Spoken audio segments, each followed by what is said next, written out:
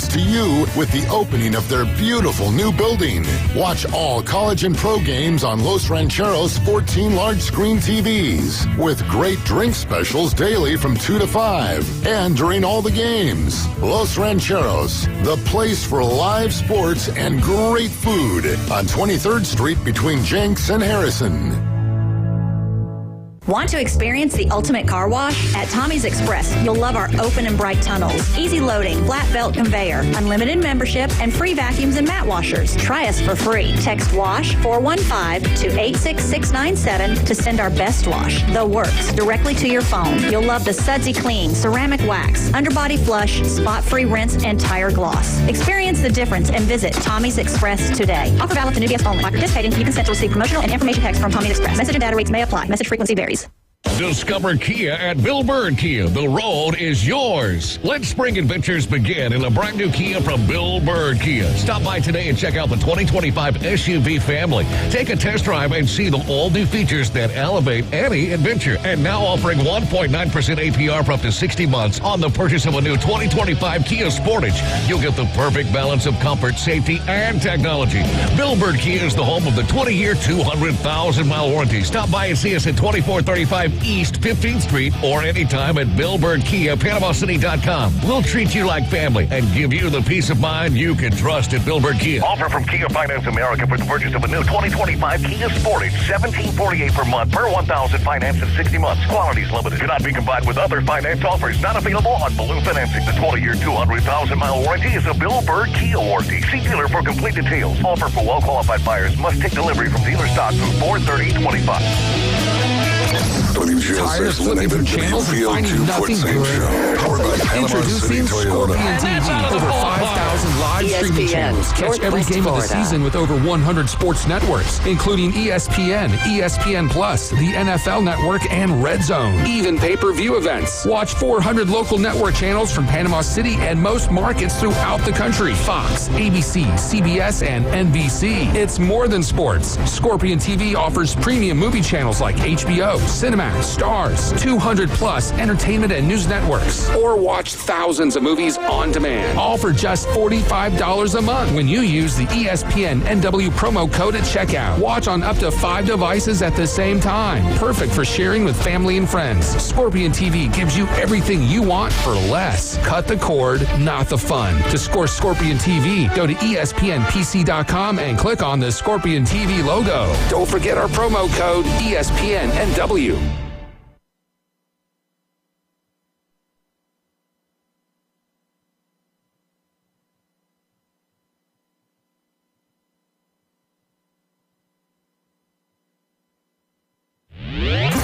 Broadcasting from the CBC Construction Studios. Get ready. The Afternoon Underdogs are on the air. Live and local. Weekdays from 4 till 6. This thing is going to be a financial and cultural disaster. The Afternoon Underdogs. Whopper, whopper, whopper, whopper. The Afternoon Underdogs are on the air. ESPN Northwest Florida. What is going on, Panama City? You are now in the doghouse riding along with the Afternoon Underdogs. I'm David Hayes along with Caveman Rick, Tyler Bishop, our college football prognosticator. And we've got a great show lined up for you here on this beautiful Tuesday afternoon, live from Panama City Beach, Florida, which I just saw from Josie on the go and Tyler just experienced in real life. There was a bike is down over there by the flyover eastbound right next to the Hathaway Bridge. You've seen it in person, so yeah, right there next to the gas station on the front beach side. The Walmart gas station? No. The front beach side, yeah. Before you get on the overpass. So before to the overpass there. So obviously, be prepared for a little bit of a stoppage and always look twice for those motorcycles. Wait, have we had Bike Week yet? No, it's like next week or something. Next weekend. Could you imagine Bike Week mixed in with spring break? Maybe they need to do that one time. That would be spring break. That'd be quite the show. I mean, I just think, I feel it would be bad news because too many parties would be taking matters into their own hands. And then, it's already bad enough what for... week of spring break could be an interesting clash. Right. And I don't wish a clash on anyone. We had clashes this spring break. Yeah, just anymore, if you're coming down to Panama City, come here and have fun, be safe, and leave the beach how you found it. Hopefully Bike Week won't make national news like Spring Break did around here. Spring Break did, it made national news. I think there was also, they were using photos from... years ago, and stuff, maybe not as far back as the 90s. Maybe so. I'm not saying that they didn't. I'm just saying the ones I saw kind of looked... weren't recent. Yeah, no doubt. No doubt. Which I haven't been on the beach in spring break, and it's been a while. But this is the news we're talking about, too, though. So, I mean, come on now. That MSM, mainstream media. Gotta love it, though. ESPN Northwest Florida here, 104.3 in Panama City, 101.9 in Port St. Joe. We're live from the Doghouse, and that is brought to you by CBC Construction. You can go to cbcconstruction.com. They're looking for a few good men and women, possibly. You can also call them at 850-747-3815. We're streaming live on Facebook, YouTube, and on Twitch. Do us a favor, like and share the Facebook feed. Subscribe to us, to our YouTube channel. Download the app and register. Just go to 104.3 ESPN Northwest Florida. Is it a little hot in here to you, K Maverick? You got the sweater on. Yeah, maybe slightly, but I'm all right. Go bump that air down to 73. I'm not. I'm saying I'm a little hot right now. All right, then we'll wait till the break, and I will go break it down there. My mom says Mom is watching from the Berg. Oh, she's talking about Middleburg, Florida. I grew up in St. Petersburg, Florida, and that's what we called it. She also said you should not go to spring break this year either. Even if I wanted to, it's a little too late for that. Mom's gonna mom, though, and there is... Gotta love them, though. Absolutely. Nothing wrong with that. And Pop, if you're listening, I love you as well. And maybe Phil, I know you're not listening, but I still love you, brother. Call-in question of the day. Name a retired player from your favorite team that should be in the Baseball Hall of Fame, but currently isn't. We can take it outside of baseball, though. I pulled this from Twitter. Name a retired player from your favorite team that should be in the Hall of Fame, but currently isn't. Not my favorite team at all, but I mean, all of us can agree Pete Rose should be in the Hall of Fame. You could text or call us on the Jed Lawyers phone line at 850-215-6290. Do you guys have answers, or do I kind of want to leave this up to the people to get it going here? I'm trying to, right off hand. I can't think, say I can think of anybody. I'm hoping my boy AJ Green gets in at some point. College Football Hall of Fame, or I mean, definitely. I mean, I know there's an argument to be made NFL wise for AJ. Probably not NFL, but I think he. I'm not gonna say wasted his career, but I think his career was hampered a little bit by going to Georgia, being in Cincinnati. Andy Dalton. If there was NIL back in AJ Green's day, who knows? Because he got suspended for 4 games for selling a bowl jersey, which is wild to think about. You can't go back. Gurley got suspended for 4 games for signing autographs. I know it was what it was at the time, but you can't go back and unsuspend people. You can go back and give Reggie Bush his Heisman, but you can't go back and unsuspend people. That stinks. But man, Georgia's had some terrible luck with some. Todd Gurley, that happened, and then he tore his ACL his first game back, coming back from that. AJ Green had the suspension. George Pickens tore his ACL and then one of the natty runs. And Todd Gurley in the league. Oh my! He was so good for such a he was that short period. Yeah. For what was it, a 28 game stretch or whatever. Really, after the Super Bowl run, and that was kind of the last we heard from him. Because where did he go after the Rams? The Falcons. That's what I was going to say. Because was it him and Steven Jackson running to? No. There's no way that their timeline. No, there's no way. Steven Jackson never went to L.A. No. I'm saying at Atlanta. I might be very wrong about that, but for some reason, my brain, Steven Jackson. But now that I'm thinking deeply about it, I don't think he ever played with the Falcons. But we'll see. We will see. That's the beauty of how he did play for the Falcons. He's 41 years of age, though, which I'm saying it like, oh, he's so old. 7 years. Football, he's ancient. Yeah, no doubt about that. So Todd Gurley went to the Falcons after the Rams. He was cut by the Rams, signed for the Falcons for a year. Still had like a 10-touchdown season or something like that. Didn't have great numbers outside of that, but Steven Jackson hasn't played since 2015. That's why I was like, when I said, I'm like, no, Steven Jackson was back in the day. So that would have been probably Gurley's freshman year, or rookie year, not freshman. But well.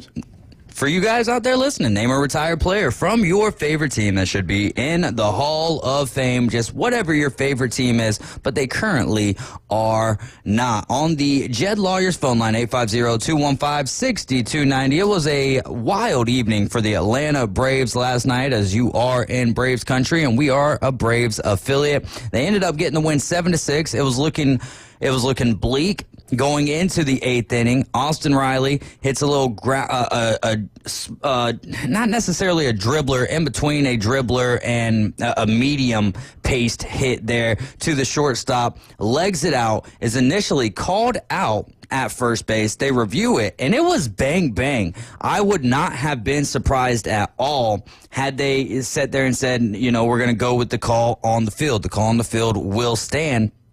But it did look like he got that, I believe it was the left foot right in there before the ball got into the back of the pocket. Because it's not about when it enters the glove. It's got to get to the back of the glove there. They end up calling him safe. I believe a walk comes up next. And then Matt Olson hits a single, ties the game up. It was a great walk, too, from Marcell Ozuna because the 3-1 pitch was a breaking ball and broke right into the strike zone to make it 3-2. Comes back with the same pitch, but just a little bit further outside, and Marcell had enough patience to lay off on that because it looked like a strike the whole time till the break started happening, and that broke way for Matt Olson to hit a little single there, and that tied the game up. Then Michael Harris with a sacrifice fly. That gave the Braves a 4-3 lead, and then a 3-run shot by Sean Murphy made it 7-3 at that point, and you're going into the 9th inning. I'm sitting there like, all right, I'm going to change it back to hockey now. The Braves have, 4-run lead. I feel pretty safe about this with Raisel Iglesias on the bump.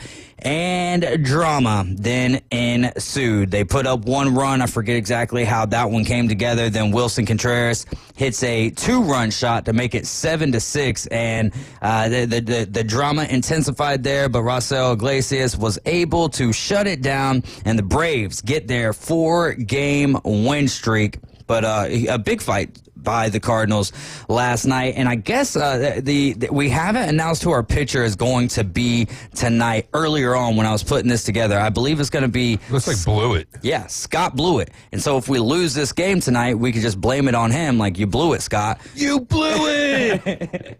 We'll see how I haven't heard of Scott Blewett before. I haven't done a Google search either on him. Maybe I should have just chat GPT'd this one. But originally, I was seeing on the CBS Sports app that it was going to be a guy named Wiles, I believe was his last name, Wiley or Wiles, and that would have been his first career start as he's in the minor leagues with the Atlanta Braves. I don't even think we've called him up, so I'm not sure what the CBS Sports app was kind of doing in that situation, but yeah. Scott Blewett going tonight for the Braves. Hopefully he doesn't blow it. Hopefully the Braves can extend that win streak to 5 games. They have looked more aggressive. Like my dad, he texted me last night. He was like, the Braves in the last couple of weeks or so are kind of feeling like they're getting back to their scrappier selves, and it does seem to be that way. Long season, Mets still playing good. Phillies struggled a little bit with the Mets last night, but just like the Braves, you got to feel like between those 3 teams, the Mets, the Phillies, and the Braves, all of those teams will be able to get on the right track, and we all just got to hope as Braves fans first and Phillies fans second, as Caveman Rick is, that the Mets will met it up at the tail end of the season. Coverage starts for the Braves and the Cardinals tonight, 6 o'clock for a 6:15 first pitch. The NHL playoffs last night was wild. Now, I did not stay up for the last 2 games, but they were some good games. The first 2 that I watched, you had Montreal and Washington. That game ends up going to overtime. Washington was up 2-0, felt pretty comfortable throughout most of the evening. Then late in the 3rd period, they tie it up 2-2. Alexander Ovechkin has had 46. Now, I didn't double check this to make sure that it's true, but they said that he's played in 46 playoff games that went to overtime, which to me doesn't make sense. Seems like a very like that's a lot of overtime games to go to and play. Possible 20 years. Yeah, I know. That's still 2.3 or whatever per year. Like that's still a right. And I guess I don't have the context of how many hockey games regularly go into overtime. So we're talking about playoff. Well, but I mean, I guess you would assume like if 10% of hockey games go into overtime, like the playoff percentage may be a little bit higher. But like I said, I don't have a good frame of reference. Like Caveman Rick may know better, or maybe the Google machine will tell us. But like I don't know. I saw and heard the same stat. It was his 152nd, and just double checking, 152nd postseason game, and 46 go into overtime. That's astronomical. I mean, that just goes to show you how competitive the NHL playoffs are, though. And so last night, game goes into overtime, and Alexander Ovechkin, the great one. Well, not the great one. Sorry about that. Goals maybe now. Yeah, but we still can't call him the great one. That's reserved. But in his 46th game, he gets his first overtime winner. That is pretty cool, man. We've witnessed some great history this year from Alexander Ovechkin. Anytime you get an overtime goal, it's a winner. I know, yeah. I mean, yes, 100% right there. Still, awesome that he was able to get that monkey off his back in a sense. And I still hate to say this, as the Lightning are starting their playoff their playoff series tonight against the Florida Panthers. If it's not going to be the Lightning, the team that I want to win is Washington. I know a lot of people, and me, myself, normally, if someone is doing great things and they're not on my team, I'm more of I drink the haterade, if you will. I don't like being, following along the sheep and all the trendy topics and all of that stuff. I will say, though, in this one, because of how hard the feat has been to get done, it felt so impossible for such a long time. To put the cherry on top of this ice cream sundae, to amass the the goals record in the NHL, and then to win with the Stanley Cup. Storylines don't get much better than that. I mean, I feel you. I don't know. I don't want to see him win the Stanley Cup this year. All right. Well, I mean, you can root for him if you want to. I didn't say root for him necessarily, but I guess that's the same thing. Because if you're looking after the Lightning get eliminated and that's your next kind of hope or whatever, then I mean, you're pulling for him. But I'm pulling for the storyline, and I guess to some extent, I think some of the other reasons is how this all played out. And then you hear, like, when we first started getting close, it was like, I don't want to see him break Gretzky's record on an empty netter. And then they have that whole conversation where he had the opportunity and didn't do it. Respect for the game, respect for Wayne Gretzky, right? Yeah. And just some of the other stories that you've heard play out since then. I just got a large amount of respect for Wayne Gretzky. For Alexander Ovechkin. Yeah, he's definitely the last couple of years, I guess, he's gotten a little bit more likable compared to what he was earlier in his career. So that's fair to say, I guess. So 16 games in the 2024 NHL playoffs went to overtime. 16 of however many games there were in that playoff series. Right.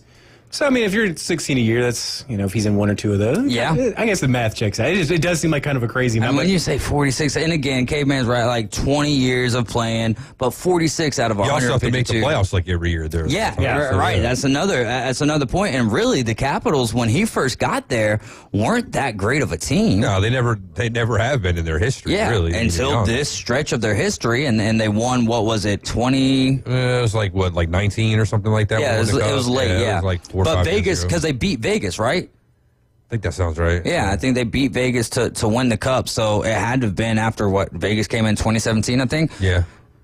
Is insane, the amount of success that they've had as a NHL franchise, which, the way that the supplemental draft, or what's it called? The expansion draft. But, when you got one team expanding, you're not drafting, it's a draw. You have a list of players that you have available, and you're trying to figure out a roster off of that. It's not like somebody's going to come and snipe somebody that you're, looking at, man, we really wanted that guy, So, So it's a draft of one. Yeah, so I hate the way they call them that. And, like, it's such an unfair advantage to the rest of the teams that had to come in when there was, like, three other expansion teams coming in at the same time, because you're really getting a watered-down pool of players that you have to draw from, that you have to start your franchise from. So they got, man, like, an unbelievable start. Yeah, I'd love to see an expansion draft in the NFL at this point, just because the Texans were, 02? Like, so 01, 02, like they were somewhere around there. So I was 10, 11, 12. Like, so I didn't appreciate, what I'm saying? Now with how much I love the regular NFL draft. Right. And obviously it's a completely different animal to Rick's point, but like, it'd be cool to see that process going through. Like, now that I'm a little bit older, understand it a whole lot more. Like, I think it'd be obviously I don't think the NFL is expanding necessarily anytime soon. Maybe some relocation. We'll see. Yeah. Which team would be relocating? I'm not sure. I mean, no, I'm saying allegedly Cincinnati is in talks with Cincinnati. Like, they are not wanting to pay for a state. It's the whole contract, or it's the whole stadium game of chicken, right? Yeah. Oh, we're going to move. Y'all don't give us a stadium. Kansas City, allegedly, maybe moving right across the border. There's no way, though, right? To where they actually go into... It'd be in Kansas instead of Missouri. Right, because right now I believe they're in Missouri. Yeah, they're in Missouri. They're in Kansas City, Missouri. So, like, they're talking about moving, basically right across the border. So they can still keep the name. They'd still be the Kansas City Chiefs. Yeah. So, like, I don't know if anybody legitimately is, but, it's always funny when you start seeing these games at chicken. Because I don't think Buffalo ever really threatened it, but, I mean, people were always like, oh, is Buffalo going to Toronto? Too? Yeah, stuff like that. So, I mean...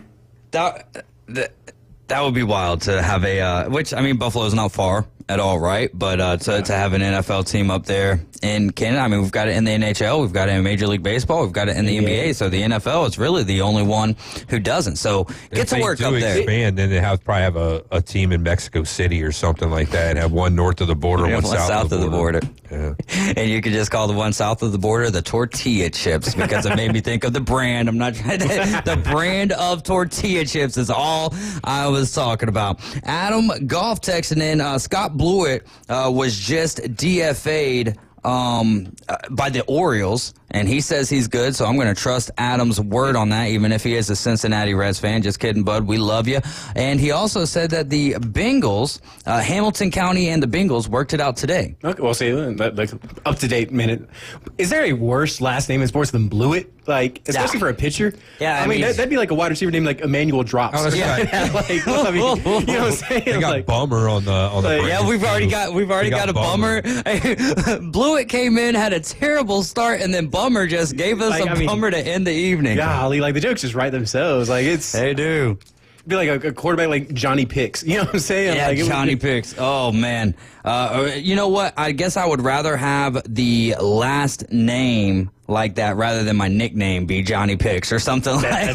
That's fair. That's like, I can't control this one, but we've got a text for our call-in question of the day. Name a retired player from your favorite team that should be in the Hall of Fame but currently isn't. The Steelers, Hines Ward. Oh, yes, sir. That's a great one, right? And that's also right up your dog alley right over there. The wide receivers coach for the Arizona State Sun Devils. I don't know. Are they still the Sun Devils, or are they just a... Yeah, they're still Sun Devils. They got rid of the mascot. But, he's their wide receiver coach right now. Oh, going to be excited to see where old Cam Scatabo is going to be going. And we've got the NFL draft. We're counting down over this way. Do I know what the time amount is? No, absolutely not. 2 days. 2 hours. ESPN was counting it down, like, starting yesterday. Yeah. It was like some hours or whatever. I was like, right. Get out of here. It's weird. I feel like this one is, like, snuck up on me more than most years. Like, I don't know what it is. It's been kind of a weird year, or last month, I guess. Been kind of busy for me, some other stuff going on. But it feels like, and I guess, like, I don't love, like, there's not a wealth of talent out there coming in. Well, the high-end talent isn't there, but, like, I don't know. There's not, like, a prospect I love in this draft. Right. Like, and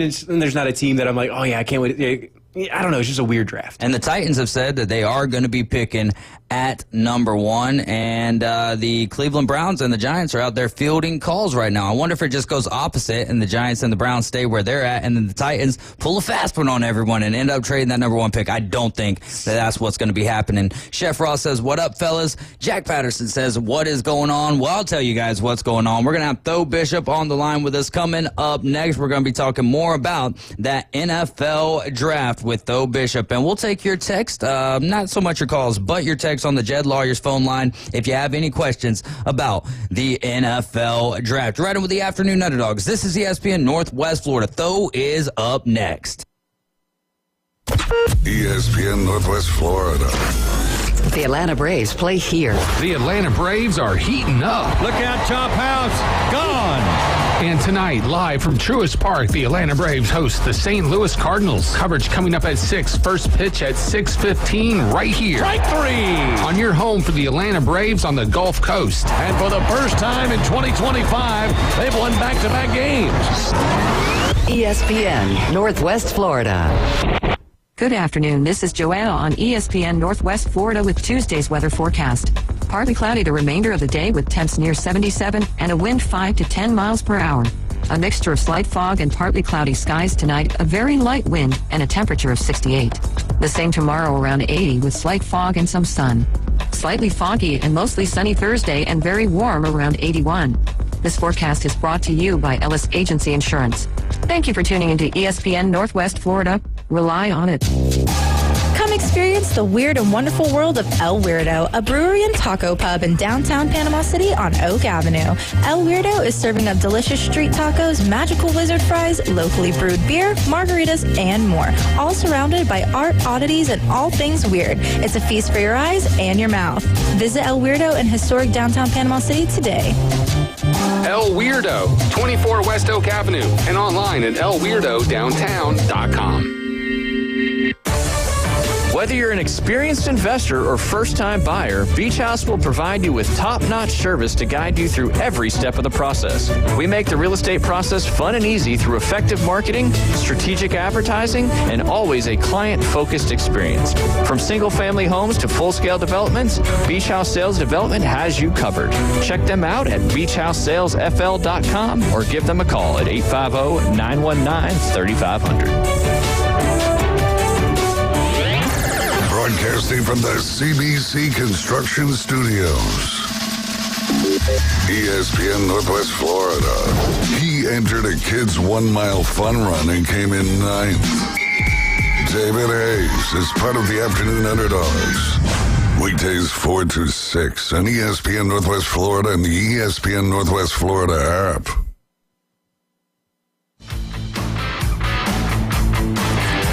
You're back in the doghouse, riding along with the Afternoon Underdogs. I'm David Hayes, along with Tyler Bishop, the college football prognosticator, and we've got Caveman Rick. We're the Afternoon Underdogs. What's the? I'm reading some of these questions. They're great questions. Great questions for later on in this. Yeah, absolutely. That'll be hour number 2. Right now, we're live and local from the CBC Construction Studios. They are looking for good employees. Go to cbcconstruction.com, or you can call them at 850-747-3815. And we're streaming live on Facebook. The best place to get your comments read is by either texting in to the Jed Lawyers phone line at 850-215-6290. In fact, if you have one of those newer vehicles and you've got the large dash or whatever, you'll be able to see our phone number on there. That's the Jed Lawyers phone line. We're also streaming live on Facebook, YouTube, and Twitch, but Facebook is the more common place that we get comments, so that's the one that I keep locked and loaded. If you're watching on Facebook, do me a favor and like and share that feed. Now, up next with the Afternoon Underdogs is Norman Bishop. Norman, you're riding with the Afternoon Underdogs. What's going on, though?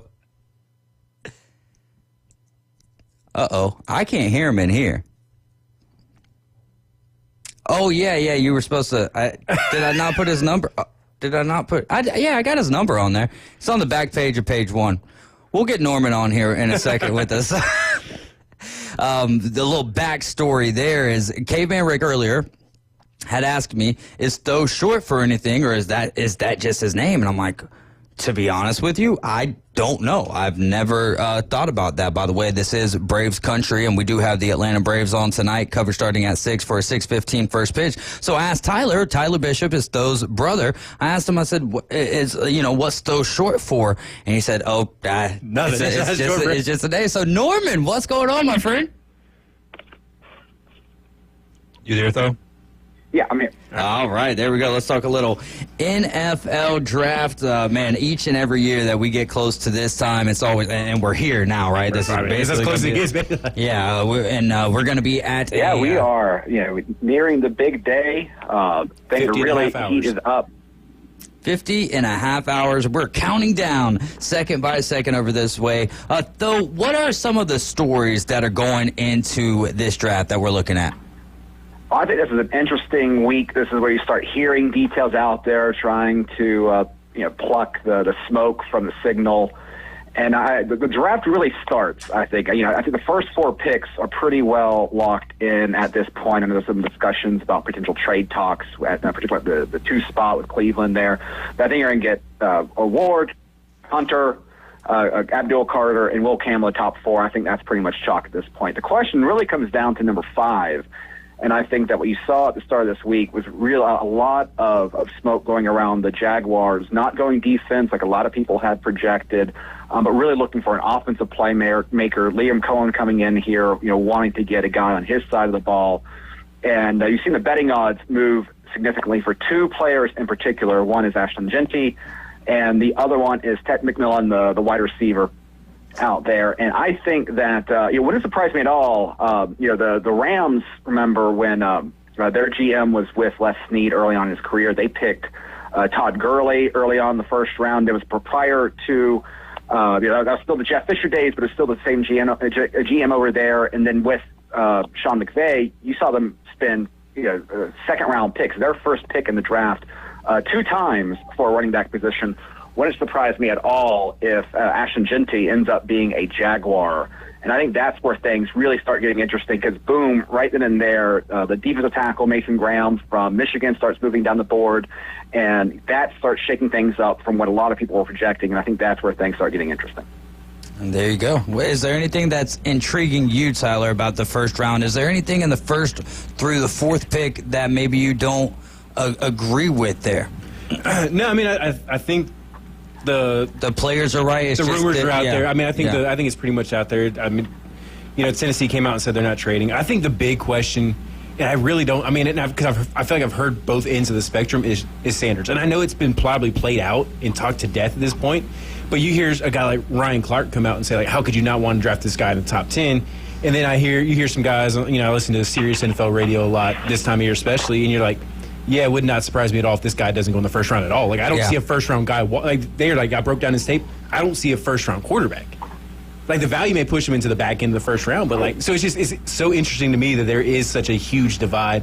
And it doesn't help that he has such a high profile because of who his dad is, because of everything going on. I mean, he's got his jersey number retired at Colorado. So it's like, if Shedeur goes 8, I'll be like, okay, yeah, that makes sense. But if he goes 38, he's one of the most interesting players. I remember the last few years that there seemed to be such a huge divide amongst the biggest media personalities. Yeah. Like, a guy like Kuiper and McShay will agree on a guy being in the top 10, and then he slips because of medicals to the second round or whatever. That happens. But for the media to be so divisive especially about a quarterback, is just, I can't wait to see where he goes. Well, and the Sanders question I think is interesting because there's we can talk about how early do you pick a quarterback that's not elite, et cetera. I mean, there's real buzz going on right now that he won't be the second quarterback off the board.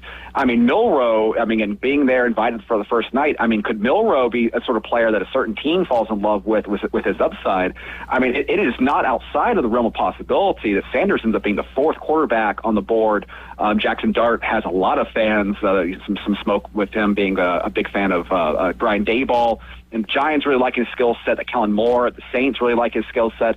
I mean, so there's a very real possibility that Sanders is not only not a top 10 pick, but he could end up being the 4th quarterback off the board if things hit the right way, which, again, will throw off all sorts of completely going against all the narratives that we've heard for the last several months. I think there is an interesting connection to Brian Daboll through, like, Nick Saban, Lane Kiffin. If there is some of that back channeling that could be going on there, if Nick Saban has talked to Brian Daboll, if Lane Kiffin, there is, between Jackson Dart or Jalen Milroe, both those guys kind of have a connection to Daboll in a weird way. So, like, it wouldn't, like, to his point. Milroe went number 2 overall or number 3. Giants have the 3rd pick. Yeah, they're at number 3. But still, if he went 3rd overall, that would be wild. What's your opinion though on Tyler Shuck out of Louisville? Yeah, I mean, he's a toolsy guy. I mean, he's got a lot of fans. There's some talks about him being, an early second round sort of guy. I mean, the issue I think with him is not necessarily the injury history, because those are like broken bones, not anything that's expected to be a chronic problem. It's not his age per se, because we saw what Bo Nix did. The problem is that the two of them combined is that you have an older prospect that doesn't have a lot of game reps in college. And so that combination is a little bit different than a Bo Nix situation. It's a little bit different than some of these other things. I think that there's definitely tools that he has that people are intrigued by. He's got the frame. He's got some mobility. He's got the arm. So I think he's definitely a prospect that coaches are going to see and said, yeah, I can work with that guy. I think he's very well within that sort of second, third round range. But if to me, if you're going to take the sort of toolsy guy, I'd rather have Jalen Milroe. To me, like outside of Ward at playing the premium spot, I mean, Milroe would be the guy that if I was having to gamble on, he's the guy that I would take. It just, there's the downside is obvious with him, not always. Still remember that Oklahoma game, and I'm sure Alabama fans do as well. I was about to say, did you take a break from watching Alabama last year? Yeah. But he's the sort of guy that if you're gambling, I think that kind of goes back to the Sanders question too. Is that what do those quarterbacks max out at? Best case scenario for Jackson Dart, best case scenario for Shook, best case scenario for Sanders. Are you looking at a guy that can beat Lamar Jackson in the playoffs? You're looking at a guy that can beat Patrick Mahomes. If Milroe reaches that top of what his potential is, then that's a guy that can end up being a top 6 quarterback in the league and be a difference maker. And so that's that sort of question there where, again, this is going to be some of those conversations. Each team is going to evaluate it differently. I could see Sanders being a great scheme fit for Cleveland, for example. I think he could do really well in a Stefanski offense, and they're going to have the top pick in the second round. They can always move up. They've got picks there. But I think there's a lot of different flavors there. And again, there's some interesting players. I think Shook's definitely within that felt. Yeah, it'll be interesting to see just how the quarterbacks kind of play out in that first round, especially. But we still got a few more rounds after that to dive into. Though, what are some things that people may not be expecting here in this 2025 NFL draft? Well, I think early on, I think you're going to see edge rushers go off the board quick. And, edge rushers is a premium position, so that might not surprise people per se. But, for a long time, we saw people like Mykel Williams being, mocked down the 20s. There's conversations about, how many of these are really going to be first-round sort of guys.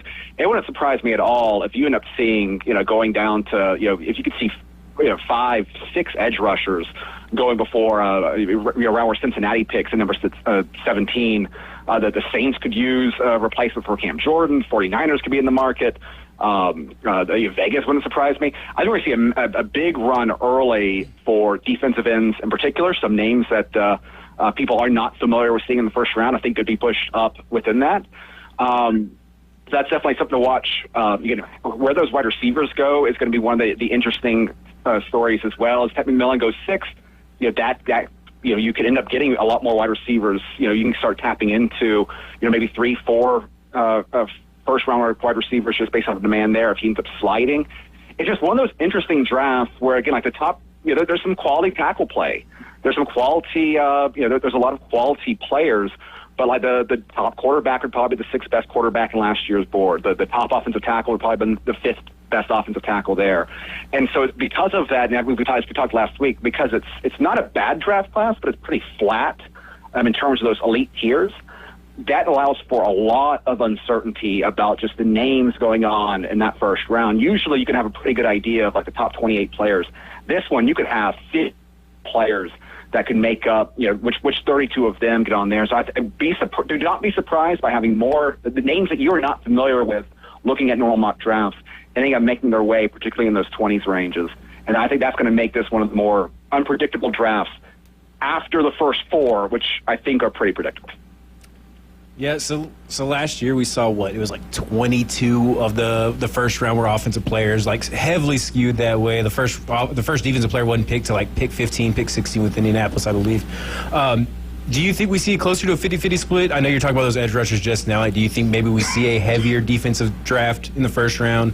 Do you think we see kind of a more even split? Obviously, the quarterbacks towards the end of the first round kind of skew that there towards the end. But how do you kind of think, offense, defense, what kind of split are we looking at? Yeah, I definitely think it's going to be a defense-dominated draft. I think you'd see 5, 6 edge pieces. I think there's 2, maybe 3 defensive tackles that could go off the board. There's 3 or 4 cornerbacks that could go off the board. You have a conversation about Malachi Starks and the safety from South Carolina who blew up the combine with his athletic testing. So it wouldn't surprise me at all if this is one of those drafts where it's, you could get, 19, 20 defensive players on that side, and just some mix of offensive linemen. Again, how many wide receivers go? But I think there's definitely going to be a defensive-dominated draft, and I think it's going to be set by, again, how quickly do those edge rushers go off the board at the top of the market. Yeah, and though 2 years ago you were high on Trayvon Walker going to the Jacksonville Jaguars, and a lot of people thought they were going a different direction. I can't even remember what the direction was. Maybe it was Aiden Hutchinson. Yeah, that was the conversation. Yeah, and you were spot on. Essentially, do you have another pick like that this year in the first round, where maybe people should get onto whatever app it is that they utilize for being a degenerate and maybe make a little bit of money? Well, things have tightened up a good amount. With the week of the draft, like usually your margins there aren't too great. But I mean, I will say one player that I've definitely got a little bit on is Mykel Williams, who I had as the second defensive lineman off the board after Abdul Carter. He is now pretty much even money. He's kind of competing with Mason Graham, that Michigan tackle there, and so I'm feeling pretty good about that today. I'll tell you that right now. I know sometimes you can get players in the first round, period, as a play. And one guy who I think is flying off the radar going into our theme of the demand for edge rushers is the Ohio State defensive end, JT Tuimoloau. JTT, which he doesn't like to be called, but whatever. Well, change your last name, buddy. But so JTT from Ohio State, he slimmed down to play with Ohio State this time. He was a transfer player, but he is a guy that I was able to get off the board today at 10-1 odds as a first-round player. And again, with this larger narrative of the demand for edge rushers, it wouldn't be surprising to me at all if he ends up slipping there at the end of the first round. So that's my favorite play that I saw today was the 10-1 odds for that guy. So if the book that you're at allows for that sort of playing there, he's definitely someone who I would look at.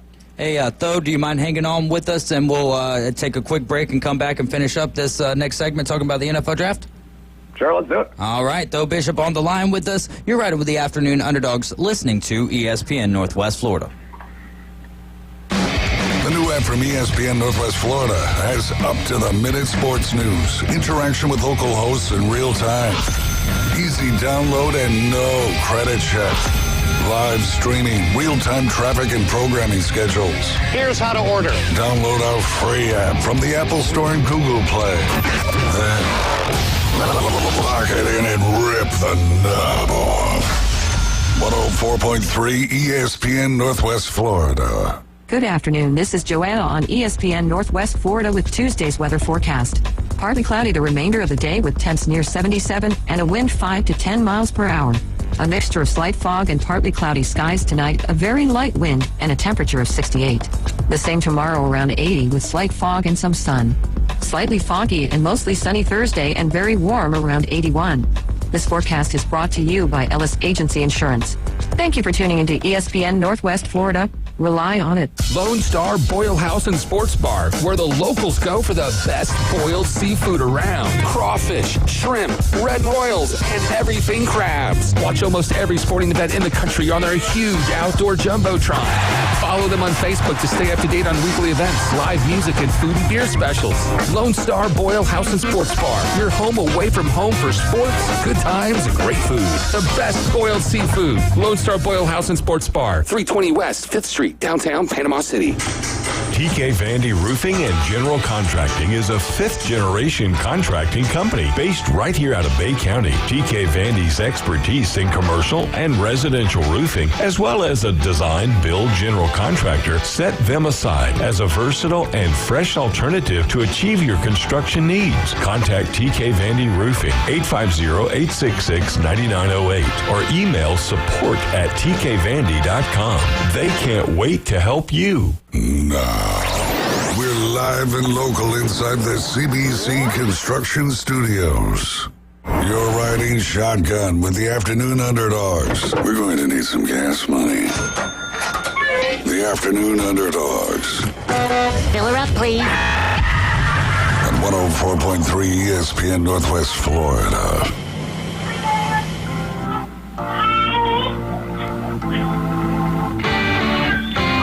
You're We're back in the doghouse riding along with the Afternoon Underdogs, and I'm David Hayes along with Tyler Bishop and Caveman Rick, and as David Lee so eloquently put, we are going to need some gas money, and you can send that to @David Hayes Jr. on Venmo. Every little penny counts.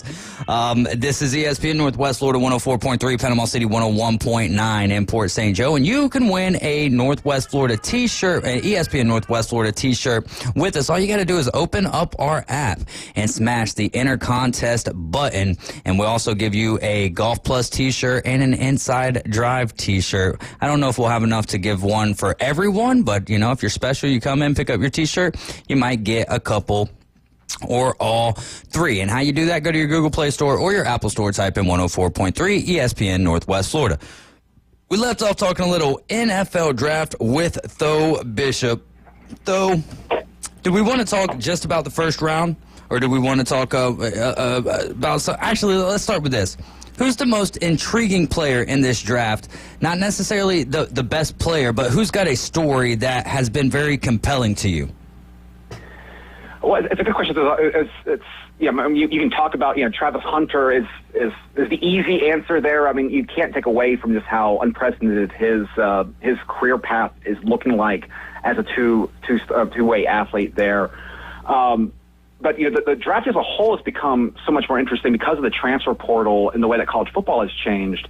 That you have all of these different stories. You have players that have changed teams. You have players that have very different narratives than you've had a while back. And and unfortunately, you also have some downsides. I mean, there's a number of players who, when you think in the mind of a GM and how are you gauging the priorities there, there's some very talented players that have some concerning maturity aspects of it. So that's kind of interesting in a negative way. There's an extremely athletic cornerback from Kentucky, who's facing some criminal stuff. How does that weigh your decision there? Because if you don't have that, if you're not concerned about that aspect of it, then he's the most athletic, perhaps the most versatile cornerback out there. Could be the top cornerback off the board. How do you measure that? You have players like Luther Burton, who was one of the most talked about players in the SEC last year as a sophomore. Was just a guy that every time he got the ball in his hands. I mean, he's a guy that I would love for my team to draft. I think Luther Burton is one of the most interesting skill position players in this game.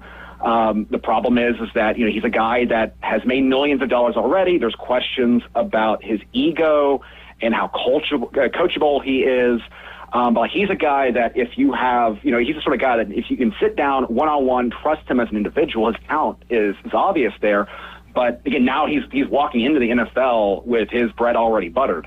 So how does that change your calculation there? James Pierce, the defensive end from Tennessee, put up huge pass rushing numbers.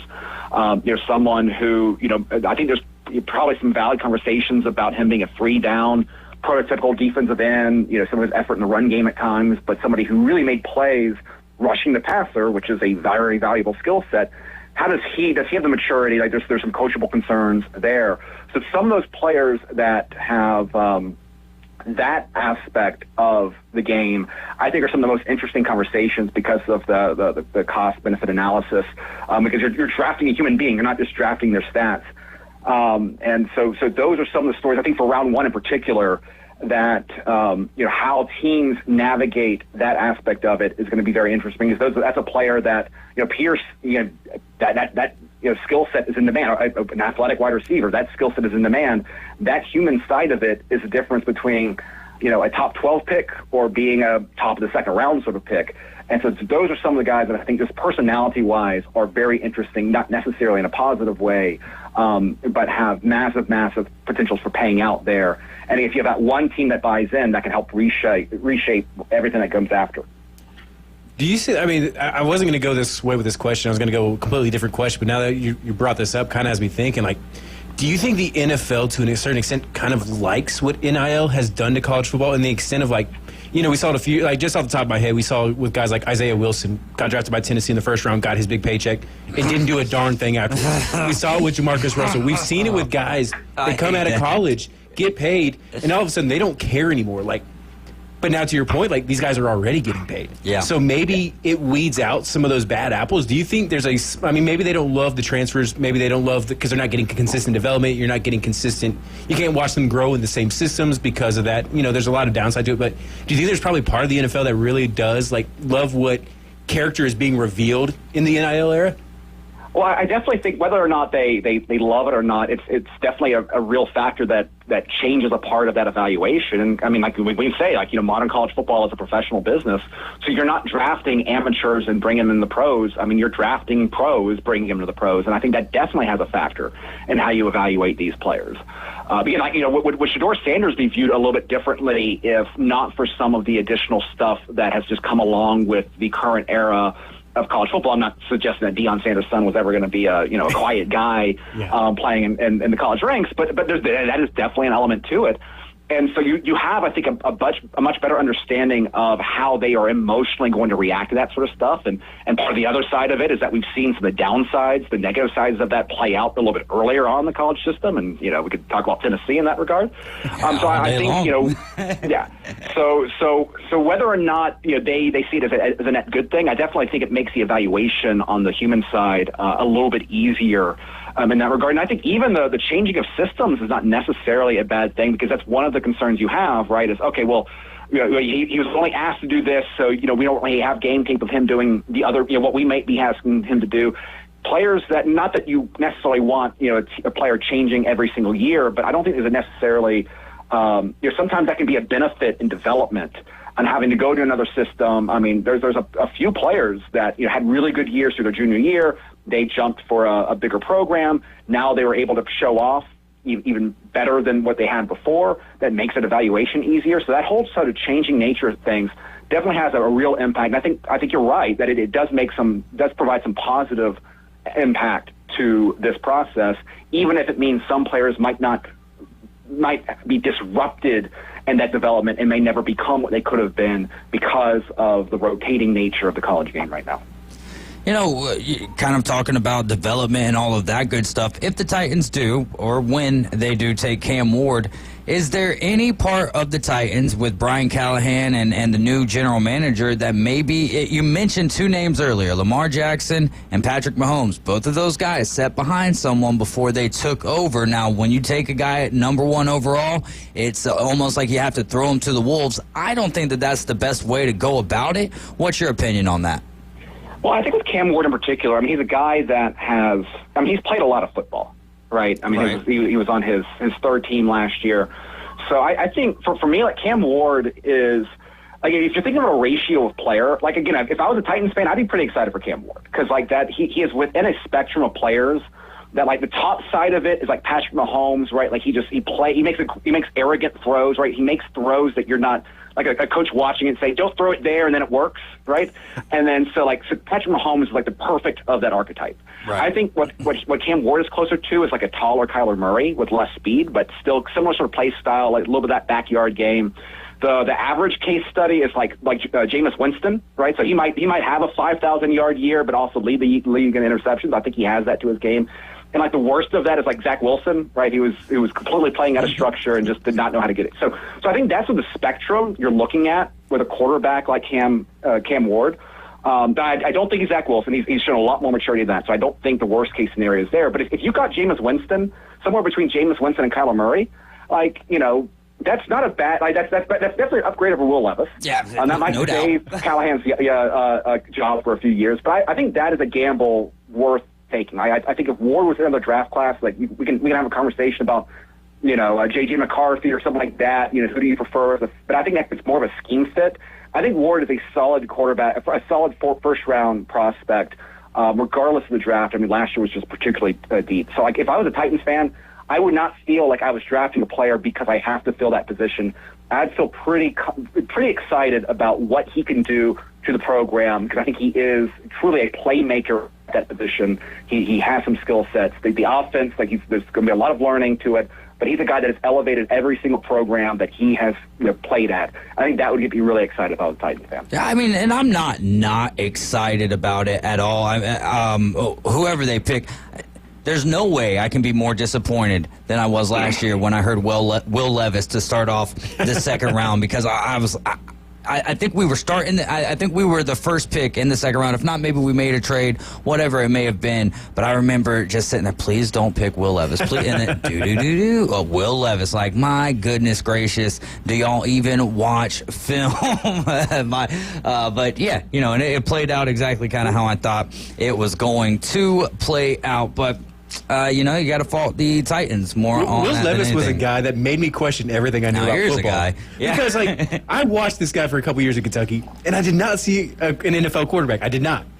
And granted, it's Kentucky, whatever, but, big arm, all of that stuff. All these media guys were so sure he was going to be a great quarterback. Okay, obviously, I'm not an expert evaluator by any means, and then he sucks. So, I mean, maybe I got lucky. Yeah. But, it just made me feel a little bit better. Okay, I'm not a complete moron, because, I was like, what am I missing with this guy? Right.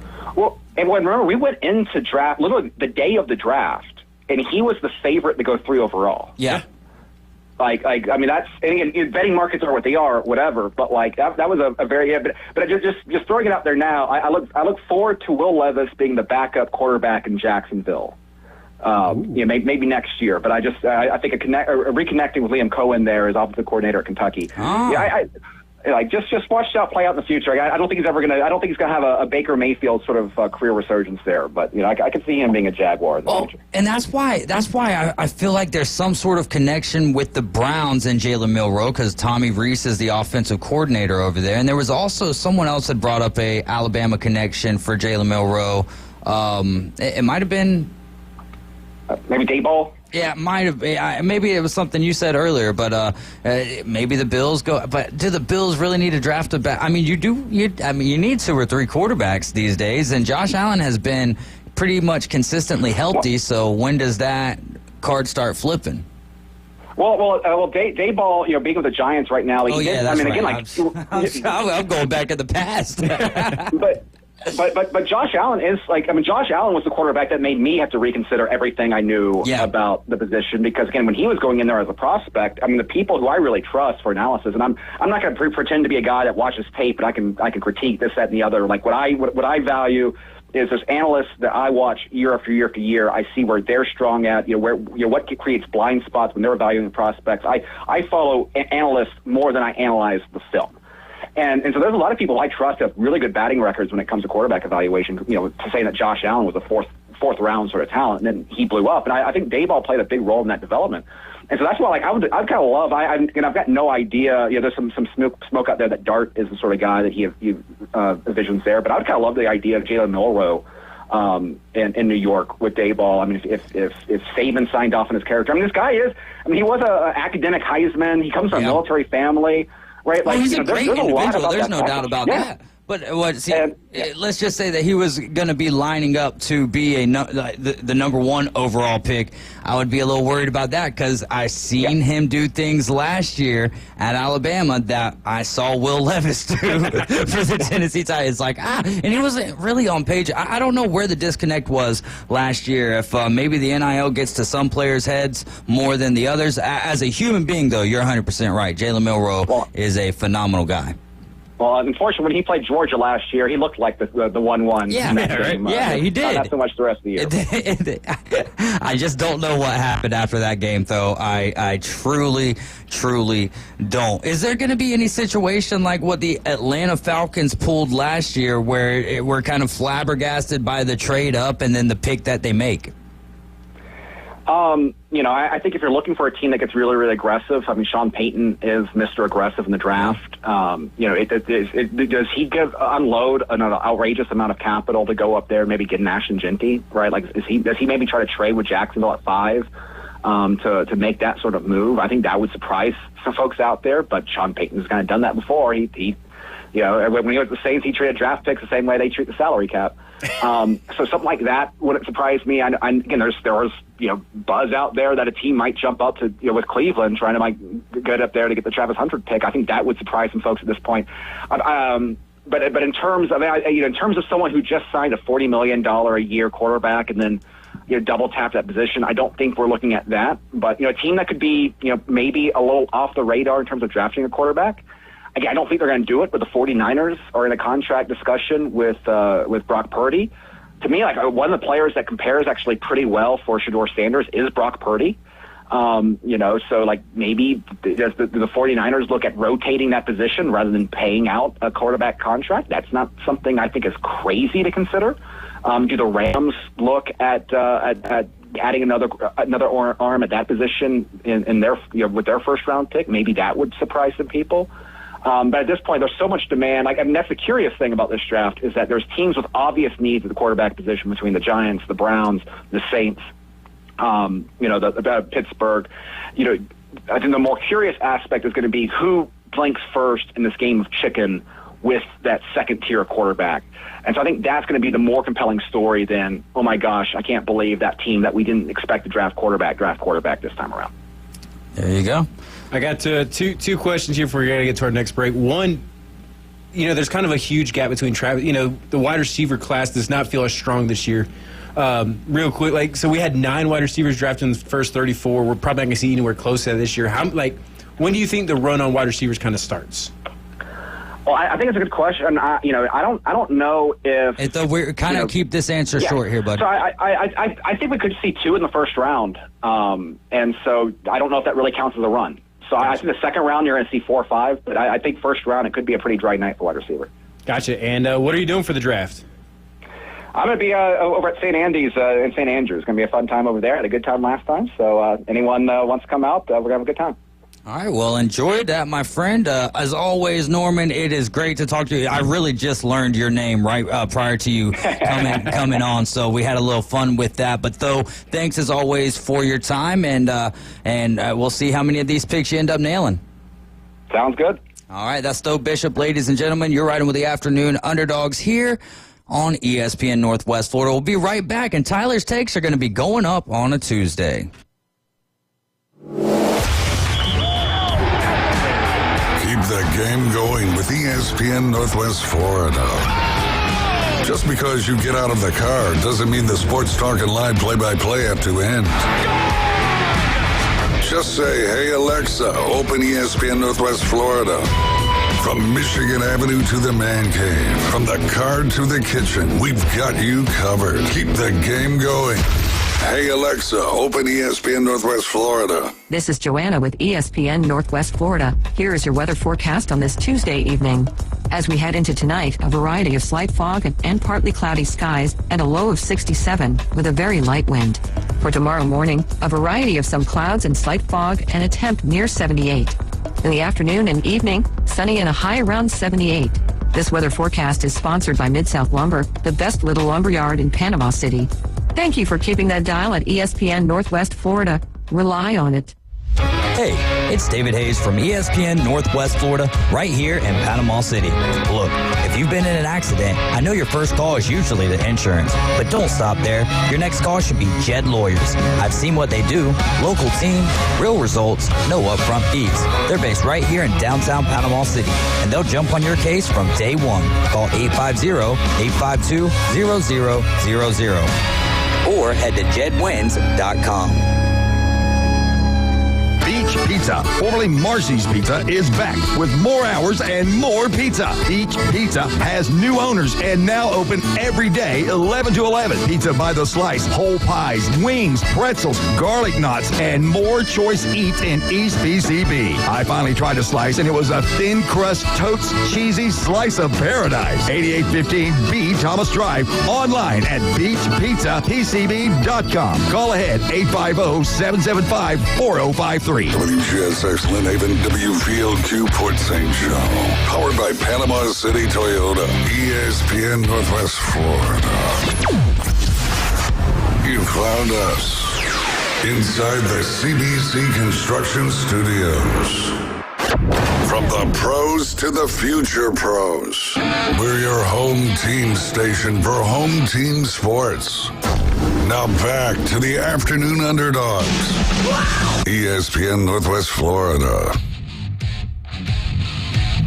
Hour number 2 here with the Afternoon Underdogs. I'm David Hayes along with Tyler Bishop and Caveman Rick, and you're listening to ESPN Northwest Florida 104.3 in Panama City, 101.9 in Port St. Joe. We're live and local from the CBC Construction Studios. You can go visit them at cbcconstruction.com. We still got time for you guys to call in or text us for the call-in question of the day. Name a retired player from your favorite team that should be in the Hall of Fame, but currently isn't. Text or call the Jed Lawyers phone line at 850-215-6290. Had a couple of texts earlier, one from Tim Cook from Pittsburgh. He says, well, let me get to the right text there. He says, Steelers Hein Wardo. That's right, we already had that one. And then Gabriel texted in after that. We were talking hockey. It's not necessarily about the Hall of Fame at all, but wanted to shout him out. He says he wishes that Matt Ishbia would put ice back in the Suns arena and bring the Coyotes back to Phoenix. I don't think that's going to be happening now when they are the Utah Hockey Club. But it would be nice. I mean, we are in the talks, I think, with the NHL of, I don't know how. Are they? I know Major League Baseball kind of is. NHL's retarded if they're talking about the same stuff that they're talking about. Like going to Atlanta for a third time. Like, are you kidding me? Like 2 times wasn't enough for you guys to figure it out. You should Third time's the charm, brother. Have a franchise there, you know? Like, come on, man. Like, they got to stop with this. There's probably too many teams in any sport that we're talking about. Baseball, football. Baseball's got 30. Hockey, basketball. And, like, how many teams actually, like, really, like, sell out? You have so many franchises out there that have a hard time putting butts in the seats. If you can't put people in the stands, you shouldn't have a team. You got no following. I mean, that's a very... I don't hate it. Like, I mean, and, like, plus, if you got rid of a handful of teams, like, every team would be that much better because the talent pool wouldn't be as watered down because it'd be the cream of the crop playing in the league. Yeah, and AAA would probably be... Well, let's put it this way, too, and I hate to say it because, I mean, AAA and, like, single A and, like, you know, AA baseball and, like, all the minor leagues of hockey and everything, they're great, you know, for, like, a cheap, you know, form of entertainment. Well, not just that, but it gives the opportunity for people to continue to do something that they love. They're not getting paid like, you know, the top level. A lot of those guys are just placeholders, let's face it. Like, they're not going to make it to the league. They're basically filling roster spots so that the handful of people that can actually make it up there have a place to actually showcase their talent, if you will. You know what I mean? But like I said, again, if you would, like, get rid of some of that, yes, you would have less teams, but then, like, the talent pool would be better, wouldn't be as watered down, and I don't know, maybe you get a better product in the long run. That's a very real possibility. I think if there's one league that could add on and still do well, is the NFL, right? I don't know yes about and that. no, because, like, I mean, how many true franchise quarterbacks are there? How many quarterbacks you got out there really that really can light it up and do something? In that, okay, right, but the Bears stink, the Titans stink. Do we keep on turning it, like tuning it? I guess that's what I'm getting at. It's so not that from a fan perspective. From a fan perspective, okay. they would, you would be able to bring that team in the league and it would catch fire immediately. I thought you were talking about like could improve, like could. You know, quality of roster. No. But that's the thing about the NFL, though, is there's still parity, right? There's still parity across. Like the Tennessee Titans, what were they? 3-14, 2-15, or whatever they were last year. Good enough to be the worst team in the league last year. They still were in games. You know, it's not like they were getting blown out every single week, and so that's why I think that there is that parity. Baseball's too long of a marathon. You have to, you really have to have a deep roster and a good farm system as well to kind of year in and year out be able to compete with the other team. And you got to spend money. And that's the thing. If you're going to become an owner in one of these leagues like the Pirates, the Rays, the Marlins. I mean, 2 teams in Florida, and we can't get one of them to spend some daggone money. Well, some of them, the older, owners are just old heads that's where they only get their money from. They're like old baseball families or old football families, They didn't make their money in tech or like Hollywood or oil or whatever. So this is like a toy for them. This is their business. This is how they survive. This is how they make money. So they're going to run it that way. It's an advantage, I think, when you got some of these like super rich billionaire dudes that, own these franchises that just play with them and they can afford to take a loss here, and pay for a player that's maybe not going to pan out. Whereas some of these franchises, really, they can't. They're struggling already, I mean, they got to manage the situation as best they can. So you talk about the parity. It's a fair point, but when you win, money comes in. There is, but you still have to spend it. Just because it's coming in doesn't mean you're not just sticking it in your pocket. There's a reason why the big business owners from previous lives are just fine in the leagues outside of Jerry Jones, right? He could be. I mean, his franchise could be doing better if he'd just not be so meddlesome and he'd stay out and let football people run the football stuff. Yeah. There you go. You go find the oil, and we will find the gold to go along with it. You're riding with the Afternoon Underdogs here on ESPN Northwest Florida, taking your calls and text on the Jed Lawyers phone line at 850-215-6290, live from the CBC Construction Studios. Trivia question for today before we dive into Tyler's takes. Who is the only player to be drafted by the USFL, which is now defunct, but the USFL did try a little comeback along with the XFL. Both of those leagues came together and merged. It's in the middle of the season. Y'all, I haven't seen a game. No. You need a vibe. Which is right in prime time where it's like, you know, we're in that part of the year right now where it's like, I'm trying to get out there in the sun. I'm trying to touch some grass, as the kids say these days, you know, and I'll spend my, you know, my hibernation months is basically September through the Super Bowl. And then I just want to be a normal person to some extent and not just sit on the couch and watch TV all day or watch sports all day. Try to anyways. But yeah, this guy, only player to be drafted by the USFL, the NFL, and the CFL, the Canadian Football League. Which also, Coach Andy Siegel, if you do so happen to be listening, please call in and tell me how this, because he coached up in the Canadian Football League, I believe. They have this onside punt type deal.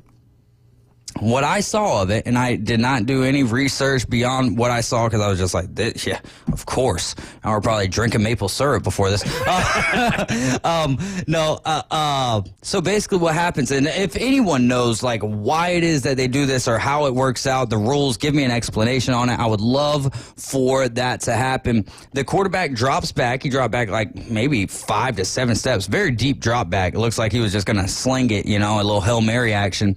Then there's a wide receiver who I believe is before the line of scrimmage. He throws it to the wide receiver. The wide receiver does like a little drop kick type deal that goes not even a full yard. He jumps on it, and they get the ball back.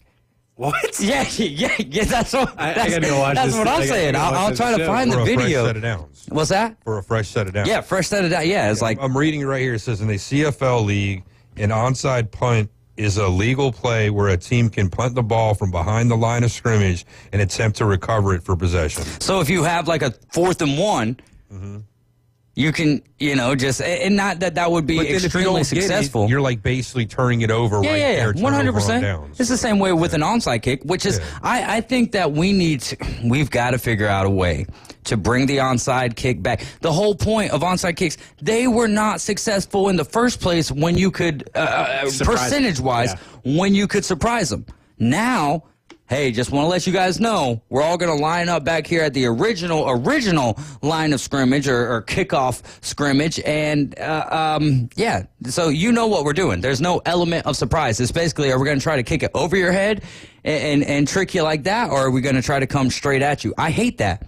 I would rather them play, all right, we're going to, you know, find a spot on the field, which is advantageous kind of for both teams, and you got to go for a 4th and 20 or whatever, you know? Yeah. And I hate that you have to be down so many points. Like, why are we making all these stupid rules? We're in a country that's supposed to be built on freedom. And even if you have to declare it, like, why does it have to be the 4th quarter? If I want to kick an onside kick on the first kick of the game, I should be allowed to. Right. Like I said, it's a strategic play. It's a strategy, you know, however you want to work it, to whatever to your advantage or disadvantage, you know, and part of it's supposed to be like gamesmanship, like them not knowing what's coming, you know? So I also it's funny you brought up the weird Canadian football. I saw a different weird Canadian football rule this weekend.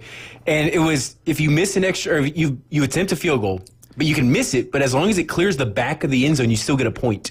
Yeah, because their goalposts are at the front of the end zone. Yeah, so it's like, they're like, do you want to see the NFL adopt? It's like, what, so they get a point for missing a field goal just because they kicked the crap out of it? Like, no, I don't want to see. Although, could you imagine, though, like, it's 34-34 at the end of the game. Yeah, you're on you're on the 50. You're like, just kick the mess out of the ball and see if you can just get it across the back. Like, I can see that being an interesting add to it. I don't know if I want to see it, but I could see it being an interesting thing. Like, but I mean, it's just like, man, that was like, it's just like I just see some of these rules and I don't understand them, and I don't know where they came from. And that's our ignorance, you know. That's our ignorance. But it's also one of those things where they're two different games, but still the same game. And so when it's kind of like if someone didn't let's say they were in a coma for 5 or 10 years, God forbid, but let's say you are, and then you come back out and you're watching baseball right now, or you're watching, if you were gone for 10 years and you're watching the NBA right now from 10 years ago, and you're like, why are they just shooting all of these terrible shots? And then you watch baseball and it's like, why? I mean, there's no, the good thing about, I believe that if you're a baseball purist, which if you've been around a lot longer than me, then you're purer than I am in that sense. But what I mean is I love the game of baseball. And for me, as long as we don't lose the late inning dramatics because of 20 seconds or a 25-second pitch clock or whatever, then I'm all good with that. My bigger issues are the bigger bags, the amount of times that you can disengage, a.k.a. pickoffs and all of that good stuff. I don't like that. And I mean, outside of that, though, the rules, I think, have been more beneficial than they've been a negative for the league. Would you agree with that, Caveman? I guess so for the most part, yeah. It's all depending on, like, what you're used to, too, what you're comfortable with, like, the changes. So, yeah, I'm fine with it. And there you go. We got a few more texts, and then we'll let Tyler take off on his Tuesday takes here. We've got from someone, not entirely sure who it is, but Andrew Jones. That I 100% agree. I don't know how he hasn't got there yet. And then Furman Williamson said David Justice in the Hall of Fame. I'm for both of those fellas, especially being former Braves and from the 1995 World Series. Oh, I have a David Justice jersey. Actually, I think I gave it to Goodwill. But I used to have a David Justice jersey that had the World Series, the 1995 World Series patch on it. So that was a pretty cool deal there. I got it off of eBay before I found out about the Chinese sites that you could get the jerseys that look just as good as the pros do for not even. It's definitely not half the price. Yeah, it's a fraction. So we might be talking about 10 to 20% there. Tim Cook, I will answer you via text here in a second. So let's get into Tyler's takes going up on a Tuesday here. Tyler is our college football prognosticator. So awesome really how it worked out, because not only did I get Tyler to come in each and every Tuesday talking college football with me throughout the offseason and everything, which is a huge benefit to me. You don't know how much I appreciate that. But then when we get into this season right here, we're talking NFL draft. So that's a lot of fun, but we're going to keep it consistent. We've already talked with your brother about the NFL draft. Nico, over there at UCLA, let's start there. What did you think of his? I don't remember who the teams were that you kind of thought or guessed maybe he could be going to. I know UCLA was one of those ones that people were talking about, but what do you think about Nico making the decision to officially be over there at UCLA? If you believe the scuttle that was out there, UCLA and Texas Tech were the two biggest names that were thrown around as far as, trying to potentially poach him before he officially entered the portal. That's kind of what started this whole mess. Whether it was his dad shopping him or just letting it be known, like, hey, if you're interested, we'd be interested in moving type deal. Oregon was another team thrown in there that they allegedly contacted Oregon, not the other way around, and that's when everything blew up. But him going to UCLA is not a huge shock. He's a California kid going back to the West Coast. I initially thought USC was an interesting option, even though I believe Miller Moss is coming back.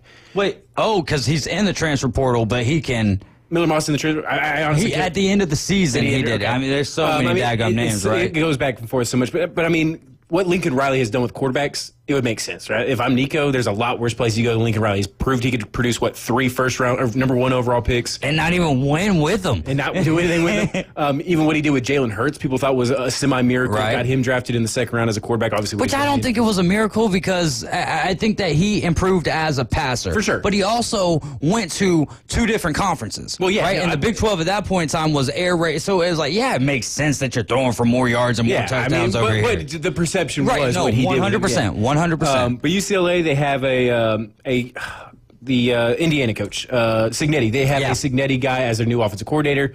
You can argue that offense may prepare you better for the NFL than the Heupel system. I've been a big time seller of the hyper of the Heupel system. Not necessarily his results, but his system as it revolves it relating you or getting you ready for the NFL draft. So it I don't feel for the kid. Like, it's got to kind of suck going from a playoff contender to a team that may be lucky to go bowling next year, playing in front of 10,000 fans. Yeah. And a coach who all he could say at the Big Ten Media Days was, we're from Los Angeles. Which and has USA is also in Los right? Angeles.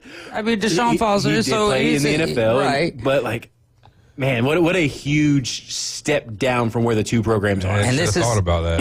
Well, that's what I was exactly about to say, Rick, is sometimes you got to know when to hold them and know when to fold them. And sometimes that it's not cards that you're playing, but it's your daggum tongue. So like I said, I don't feel bad for him because he brought it on himself to an extent. Yeah. But, like, it's got to suck for him. Oh, yeah. Oh, yeah, sure it is. Do we find out how much he's getting NIL? So allegedly, I think the number put out there was like 1.7, which is less than what he's going to make at Tennessee. But not much mention, less. But then taxes. State income tax in California versus none in Tennessee. Yeah, there you go. So I mean, you're talking. I think I saw like his after taxes and everything was like $900,000. So yeah, so he's taking a hit. So he took I mean, granted, don't get me wrong, $900,000 is a lot more money than I make in a year. So like, I'm not knocking the guy, but still, to go from 2.4 in Tennessee to 1.7 in California, cost of living and everything else. Thinking to himself, what the hell? They dropped the bag literally and figured. I mean, of course, they're saying they're blaming it on the offense. The offense was what the offense was before he signed. Yeah. So if you're blaming the offense, that's on y'all because y'all knew what you were getting yourself into. And you can't go to a place that's got a worse offense prior to that. And yeah, I mean, yeah, it's going to be interesting to see how it plays out because obviously Tennessee is a big-time brand in the SEC. UCLA is a new-coming brand to the Big Ten. Not necessarily. It's been a while since they've had real success, at least in my lifetime as a football school. No, I mean, if I know anything about them, it's basketball. 11 championships with John Wooden and all that good stuff. I think it's 11. Maybe I'm thinking of Bill Russell right there. It might be 7. They just had Chip Kelly leave from being their head coach to go be the offensive coordinator at Ohio State. That's not a great sign for your program. Did Chip leave he went again? He went to Vegas. Yeah, He's with that's Pete Carroll right. over there, which is very interesting. Oh, dude, the more that I think about the Raiders, like if they were they're going to be a fun team to watch. Especially like say they draft Ashton Genty because they really do need to fill that hole of what Josh Jacobs left. They got Zeus over there, right? They got Zamir White. But yeah, they had to rely on a tandem that wasn't as consistent as what they would like to be. But they also now have a quarterback that is more consistent than the duo or trio that they kept on trotting out there. Pete Carroll coming over there, and then to have Chip Kelly, your national champion offensive coordinator in college football. I mean, they could have some things lining up. The problem is the division in which they play has a guy whose name is Patrick Mahomes, and that's hard to beat them out. The other three teams in their division made the playoffs last year. You got Jim Harbaugh, Sean Payton, and you know what I'm saying, like Andy Reid. Like it's a heck of a division. Like on the outside looking in, it is an incredible division. So it's going to be really interesting to see how that works out. But yeah, so like I said, if you're UCLA, like has UCLA been really football relevant in our cognizant lifetime? Maybe in the mid '90s, I don't know. But they probably got the 4 best coaches in a division. Oh yeah, by far. I mean, you got 3 coaches with Super Bowl rings, another one who was coaching a Super Bowl and won a national title in college. Right, I don't think there's a division that I would trade coaches with up right now. Like, across the division, West, you're talking 3 Super Bowl winners and a national championship. Yeah, all winner. 4 of them actually have done something. All 4 of the coaches. I mean, it's pretty impressive. Yeah. Because when we look at the NFC North, what do we got? LaFleur, we got Dan Campbell, we've got who's the new coach over there at Chicago? Why am I blanking on this? It's Cam. No, the dude from Detroit, right? Ben Johnson. Yeah, Ben Johnson. Ben Johnson. And then who's the other team? Minnesota. Oh, I mean, yeah. I mean, he's had some good runs. But I'm just talking about like what they've accomplished. To Rick. Yeah. No, right. That's what I'm saying. When I'm sitting here trying to go coach by coach by coach by coach of each division, I mean, it dang sure ain't the AFC South. I mean, like the best coach is the youngest coach in D'Amico Ryans. If Bill Belichick went to like the NFC East, and so now you have Bill Belichick and Sirianni, who's won a Super Bowl, like maybe all of a sudden you start getting interested. But like, I don't know who else you could put in there. I mean, AFC North's got 2. You got Tomlin and you got Harbaugh. Yeah, and the Bengals they made a Super Bowl against the Rams. Like, so it's not terrible, but again, it's just. Yeah, but I don't know how many more Joe Burrow injuries that Zach Taylor is going to be able to suffer through. Before he gets the blame, and it's not Joe Burrow that's getting the boot, but it's going to be Taylor. But then again, the Bengals were abysmal prior to getting Joe Burrow, so I believe that Joe Burrow does, and when he's injured, they do not look good, right? they looked okay with Zach Browning, and that's the reason why Brian Callahan is the head coach of the Tennessee Titans. You're riding with the Afternoon Underdogs. This is ESPN Northwest Florida. A whole bunch more from Tyler's Takes going up on a Tuesday when we return.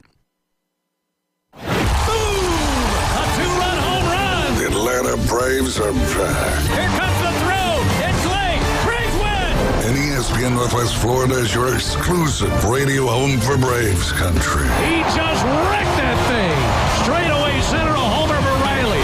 Sales, Strider, Acuna, Ozzie, Riley, Profar, and Coach Snitker lead a stellar lineup. Listen live nights and weekends on ESPN Northwest Florida. This is Joanna with ESPN Northwest Florida. Here is your weather forecast on this Tuesday evening. As we head into tonight, a variety of slight fog and partly cloudy skies and a low of 67 with a very light wind. For tomorrow morning, a variety of some clouds and slight fog and a temp near 78. In the afternoon and evening, sunny and a high around 78. This weather forecast is sponsored by Mid-South Lumber, the best little lumber yard in Panama City. Thank you for keeping that dial at ESPN Northwest Florida. Rely on it. Get your mom a beautiful color gemstone that she'll cherish and wear for a lifetime from Tracy's Fine Jewelry. And just in time, Tracy's Fine Jewelry is offering our entire collection of color gemstone jewelry, rings, earrings, pendants, and bracelets at 60% off. That's right, 60% off our entire selection. The largest selection and the lowest prices are just some of the reasons why people choose Tracy's Fine Jewelry to find the perfect gift for Mother's Day. Tracy's Fine Jewelry, 2621 East 15th Street in Panama City. CBC Construction is looking for a few good men. At CBC Construction, our greatest strength lies within our talented team. Join us and be a part of a dynamic company that values its people. We offer a tremendous opportunity to create a future for your family and the Florida Panhandle. CBC Construction is now hiring. Call us at 850-740-3815 or visit cbcconstruction.com to learn more. CBC Construction, be part of a winning team. Now, we're live and local inside the CBC Construction Studios. The mission? Your mission, should you decide to accept it. Save the Panhandle from boring cookie-cutter radio. Now back to the Afternoon Underdogs. This tape will self-destruct in 5 seconds. 104.3 ESPN Northwest Florida.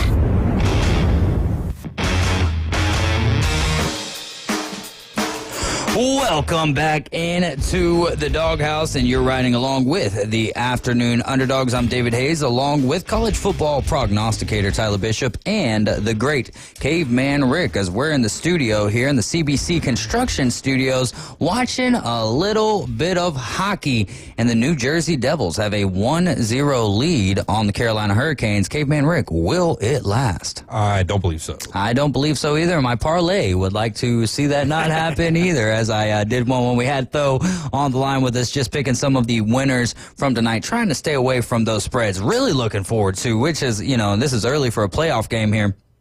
But the Tampa Bay Lightning and the Florida Panthers tonight get underway for game one of that series.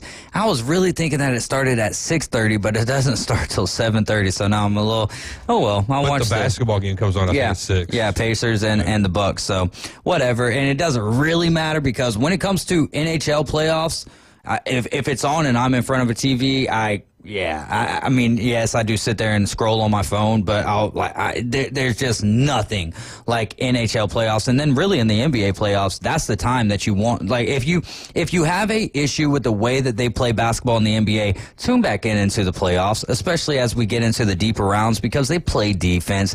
Give them the credit where it's due. We're still talking about the best basketball players in the world. Our call-in question for today: name a retired player from your favorite team that should be in the Hall of Fame but currently isn't. You could text or call the Jed Lawyers phone line at 850-215-6290. We're streaming live on Facebook, on YouTube, and on Twitch. Please like and share the Facebook feed and subscribe to our YouTube channel. You can also download the app and register. Just go to 104.3 ESPN Northwest Florida.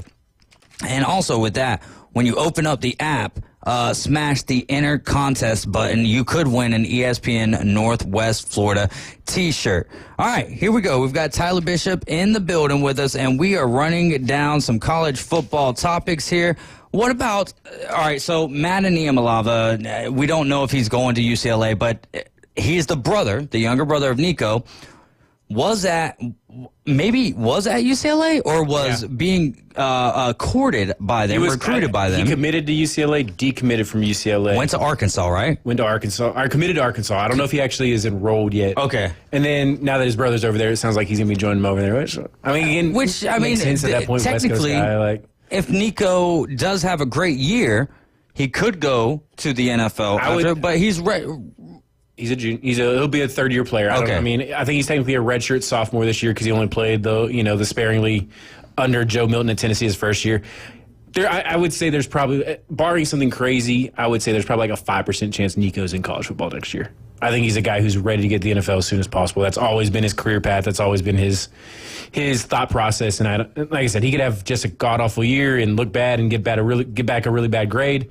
But I think he's a guy who's going to trust himself, trust his talents, and maybe even foolishly so, as we kind of saw already this offseason. But I just don't see him as a guy who's going to stick it out for a fourth or potentially even fifth year in college football. Yeah, I mean, that's a good possibility. However, he probably wouldn't be. Well, what's the minimum in the NFL right now? It's like 900,000 or something. Okay, so break even. Depending on where he is. He'd be right there. And you don't have, when you're young in the NFL, you got to play out those 4 to 5 years before you get any type of negotiating power, right? Which is another thing. You only get 4 years in college football, maximum outside of injuries, and, God forbid we have another COVID or something like that. Outside of that, you get 4 years. There should not be renegotiating until you go to a new school in general, right? Yeah. Jesse Aguilar was the quarterback at App State last year. Then he transfers to UCLA. Then Nico transfers from Tennessee to UCLA. So now Jesse Aguilar has transferred to Tennessee. None other than Tennessee. So essentially what we have here, without it being a trade, is a trade. What do you think about Tennessee? Got Aguilar and a women's basketball forward or guard. So they got 2 players for one. There you but go. it is funny because if you're Were Tennessee, they a group package? If you're Tennessee, do you feel great about hey, they wanted Nico so badly they went out and bought it and now this is the guy you're getting? And again, you got a quarterback now that's coming in after spring camp, so he's missing all those reps, all the spring practice, and that's an offense that is so based on tempo and reads. Everybody being on the same page. I'm not saying it's super complex, but you and the wide receiver have to be on the same page, and it's got to go fast. That's where they get you. You go fast, catch the defense, look into the sideline, all of a sudden you hit him for a 40-yard bomb. So it may not be the most super complex offense, and maybe they'll be able to come in and pick it up right away, but the timing needs to be there, and you got to get used to it. And you just missed all this time, and now you're kind of behind the 8 ball of some of the other quarterbacks that are already there. And with Nico not practicing some of that, some of those guys got those 1 reps. I don't know how they split it. Obviously, I wasn't there. But you're coming in behind the 8 ball. Maybe at that point you're just happy to be at a program like Tennessee. He was in App State last year. Thought he had got an upgrade to UCLA, and now he's got it. What we were just talking about last segment, an upgrade from that. Playing in Tennessee, you're going to play Georgia, you're going to play Bama, you're going to play some big time programs that you would have maybe been lucky to play one of at App State, or so. Maybe he's just there along for the ride. Maybe he's not expecting to be the guy, but he does have experience, which is good because Tennessee's quarterback room is going to be extremely young now, extremely inexperienced. So you do add a guy who has played in some capacity before, which can't be understated. A veteran presence is never a bad thing. Hey, there you go. You're listening to the ESPN Northwest Florida college football prognosticator Tyler Bishop talking some college football with us. Will trades become like a normal thing in college football? Will they actually get it to where it's trades? And would you like to see that? Nah, I don't. I don't want to see it. I don't love a lot of the system now. I don't think trades is. I guess I want to see what becomes of college football in the. Once we get through the house regulations, do the players sign a CBA? Do they become employees as opposed to players? They're talking about these rules where the colleges can directly pay the players. I still think it's never going to, as long as they're still considered students, as long as they're technically enrolled in school, I don't think trades are going to be allowed because, I don't think you can force somebody. I don't know. I don't know if my job can trade me. I think there's only certain jobs. There's very few jobs. I got a friend who's working in the Chick-fil-A system right now, and he's just been traded to Texas. But you're also in school, so if you're enrolled in a particular course, another particular school major might not have those courses. So then, how does that work? Yeah, you still take classes at that one school remotely, like Zoom. Well, the trades are going to be in the off season, right? There's no way we could do it in a 12-game season. Yeah. But once the trades start happening, then it's just NFL light. It's just like an amateur, a semi-pro football league, and we already have those. We already already had those with the UFL, right? It'll take away from it some. I mean, I guess everything's taken away from it at this point. So you can get rid of the transfer portal if they do that. Well, that's where I like the transfer portal to an extent. I love the available option for name, image, and likeness. I like what the possibilities, what the potential of it could be, but I also think that, when you have good potential for something, on the flip side of that, there's bad potential for something. One thing that I don't think we as fans who are, nose deep in our own team, like as an Alabama fan, a lot of Alabama fans aren't necessarily happy about this stuff. Why? Because the rest of the world has caught up with them, right? And what does that do? Now you lose to Vanderbilt. Now, and that's not a direct correlation right there. I think Vanderbilt and Diego Pavia just had more heart that day. But to me, take the Alabama glasses off. You don't know what's going to happen. Like Ohio State losing to Michigan last year. Then everyone's counting them out for the playoff. Not that they wouldn't make the playoff. But they would make a run. Right.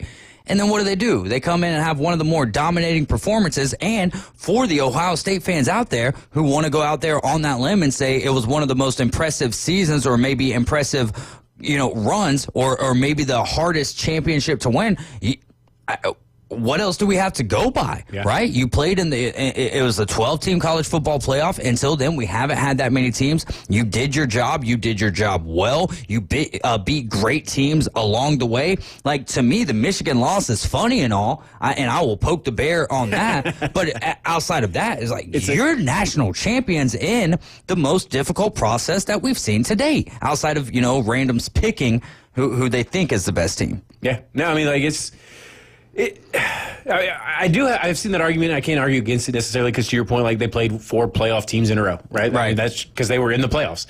The Michigan loss, to your point, is funny, but if I was an Ohio State fan, you know how little I would care about that Michigan. I mean, when you're talking to a Michigan fan, it may suck a little bit, but at the same time, hey, we still won the national championship.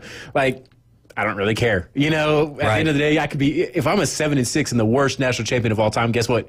We're still a national champion. Yeah, I'm the not rest of it thinking really about is just them 6 semantics losses at this point. Yeah. So it'd be interesting to see going forward, how often do we see a 2 or 3 loss champion? Obviously, going to be much more likely going forward. At a certain point, do we see kind of some of those more NFL-style runs where you see a team get hot late in the season, or like where we see in pro sports? And, as the playoff field expands, you don't have to be the best team from start to finish anymore. Like, there were so many years 1 loss killed you. 2 losses, you were definitely done. Yeah. A third, and you could just go ahead and give up, But it'll be interesting to see how that dynamic goes for. I mean, kind of off topic from the transfer portal part, but, just in general. This is why I don't give Ohio State their flowers very often, because Ohio Brad texts in. They won the first 4-team one as well. No problem with that. That's absolutely true. That's factual. Then he says, beating Bama, by the way. Oh, I know, brother. I know. Zeke went. I texted him back. I said, I know. Zeke went crazy. And then 12 gauge. Oh, man, why am I blanking on his name? Cardell Jones. Yeah. We ain't here to play school. That's so wild, too, because, this was the argument for Florida State. He put his name, Cardell, quotation marks for nickname. I ain't come here to play school. In quotes. That was the famous thing. We didn't come here to play school. And then, oh man, but see, Ohio State was on their 3rd quarterback that year, right? Cardell Jones being the 3rd and final one there, and Florida State fans wanted to, point to that to be their. This is why we should be in, but there was a difference when they beat, Wisconsin 71-14 or something like that in the Big Ten championship, and Florida State against, who was it that they played? Louisville. Florida and Louisville back-to-back weeks. Yeah. Just it dropped off so tremendously, and so that was the issue. Don't get me wrong. You go undefeated, you win your conference in a 14 playoff, should have been, guess what? We don't got to worry about those discussions anymore because those are just what ifs. We've got 12 teams. So now we debate, is it Alabama, SMU? Who should have been in? Well, I'm just thankful that they put SMU into that playoff the way that Alabama looked against Michigan. So we don't think, I don't think any of us that are college football I don't think fans, we'll see it, and I hope we don't. Right. I don't think any of us really want to see trades, but I'm also, interested in hearing your calls or text on the Jed Lawyer phone line at 850-215-6290. If you could bring back one what-if player, their career was cut short, college college football or the NFL if you want to, but, we talk college football here, who would it be? My non-Georgia answer, and this may be semi-recently just because it's hard to think. Give me a Georgia answer, too, then on top of that. Okay, so I think my non-Georgia would be Marshawn Lattimore. He had the super ugly knee injury at Tennessee. And then I think it ended up hurting his knee again the next year. Like, had both his years cut short. He was one of the best players in the country as a true freshman. I want to say it was early in his sophomore year, playing up in Knoxville. There's been a lot of bad injuries that happened on that turf. Coincidence? I don't know. That's a whole different discussion for another day. But had a terrible injury, and I believe the next year had another terrible injury, was just never the same guy. Ended up going like the 5th or 6th round of the 49ers. I believe he's back with South Carolina in their football department as like a director of player personnel type guy. Always seemed like a legitimately very good dude. And like him, he was there with Spurrier, Alshon Jeffrey, Stephon Gilmore. Like they actually had a pretty talented, like Jadeveon Clowney, like that. Yeah, that era of South Carolina, because those were all. I mean, Jadeveon Clowney got drafted so early based on one hit in a bowl game, and those were all like South Carolina guys. Like the state of South Carolina produced just some elite talent there for a small stretch. And not that they don't put out good talent every year, but they put out some, NFL All-Stars there for a while. And he just, like I said, he seemed like a good dude and just an amazing running back whose career just did not take off the way it should have. We've got a text in. I don't believe I have the number for this one. It's not football, but Hank Gathers, who I can't remember what team he played for. It was a smaller school. He died at, I believe, the free throw line. Oof. It'd be like, that's crazy. In a game. So that is his answer for if you could bring back one what if player. Don't know who that was, but if you, whoever texted that, if you send me your name, I'll save you into the text system. So when you give us great text like that, I can give you credit where credit is due. For me, Tyrone Prothro, wide receiver for the Tide back in the day. Two of the most memorable catches in my memory. And there's been a ton of them, especially, once Saban got there, Julio Jones, just the slew. Ridley, Henry Ruggs, maybe. Jerry Jeudy. There's a ton of names there. But Tyrone Prothro, obviously the catch against Southern Miss where he catches the ball like behind the defender, rolls in. But then the bigger one than that, we were over at a friend's house watching Alabama play Florida, and this was kind of right. I think it was before Tebow because I was living in St. Pete, so I don't think it was quite the 2006 season. So it might have been Chris Leak playing, but whenever he suffered the injury for Tyrone Prothro in the Gators, but just made a huge touchdown pass in that game. And I believe, actually, that might have been the catch. He catches the touchdown pass and breaks his leg on the same one. Yeah. That'll stick in my mind forever. So Tyrone Prothro, he's a guy, I'm actually friends with him on Facebook. Haven't ever been able to get him to come on the show with us, but a guy that, man, I just rooted for him, and it would have been nice to see, what the full potential would have been there for Tyrone Prothro. But yeah, 850-215-6290. If you could bring back one what-if player, who would it be? Caveman, across sports, don't even go college football. Is there one player like that sticks out to you? Philadelphia Flyer, Philadelphia Philly, Philadelphia Eagle. No one sticks out to you? Not on the top Carson of my head. Wentz? No. And he had a good reason. Not jumping off had to be. Yeah. I'm really giving a lot of serious thought, to be honest. I think Tennessee Titans-wise, not that his career got cut way short or anything, but I wish that Jeff Fisher would have given him a bigger opportunity and said, you know what, maybe you weren't the guy that I wanted to pick, but we're in this together. And so instead of, shooting for 500, let's shoot for a little bit more instead of trying to, go. Well, I think Kerry Collins was actually there before Vince Young. But Vince Young. Yeah. Vince Young was, he was electric. He was fun. Yeah. And that's another one of those things. Mental health sometimes is just not, it's not taken seriously enough. And I think that there was that element. And it doesn't help. When you're in the NFL, to some extent, your head coach is someone when you're a rookie and stuff. That's it's a father type figure. Yeah. And so with that, if that guy doesn't believe in you, it's so much. There's such a difference in the people who grew up with a support system and a father and a mother who believed in them 100% and didn't have to have that chip on their shoulder to try to prove everyone wrong. And when your head coach doesn't believe in you, it's hard sometimes for you to believe in yourself. And then you got to try to carry the locker room on your back as well. As a young man, that's tough. Well, Vince Young, his mental health was pretty good when he thought he was on the dream team still, though. He was an offensive rookie of the year that year, though, right? Yeah, I believe when he was with the Titans. Yeah, I mean, I don't know if that year didn't work out too great for y'all, did it? That's what I'm saying, though. He everything was right then. When he thought everything was great, he was on a good team, he was going to win. No issues there. And then stuff kind of happens after the fact, and then they go, had some head issues. Well, yeah, I mean, most people are going to be a little bit more depressed if that ends up happening when things doesn't work out so great. When you thought it was.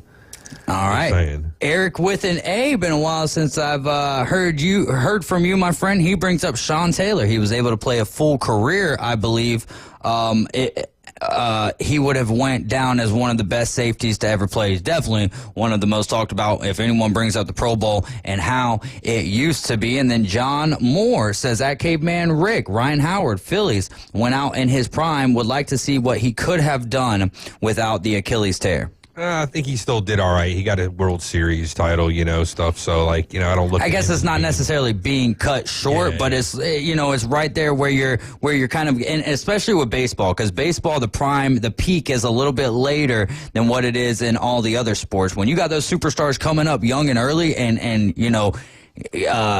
getting a great start in the league, and watch out, who knows what could happen. But then you could also have the Albert Pujols career slope or whatever, which, I mean, shoot, give me 700 home runs. I'll take it any and every day. You're riding with the Afternoon Underdogs. This is ESPN Northwest Florida. More takes from Tyler going up on a Tuesday when we return.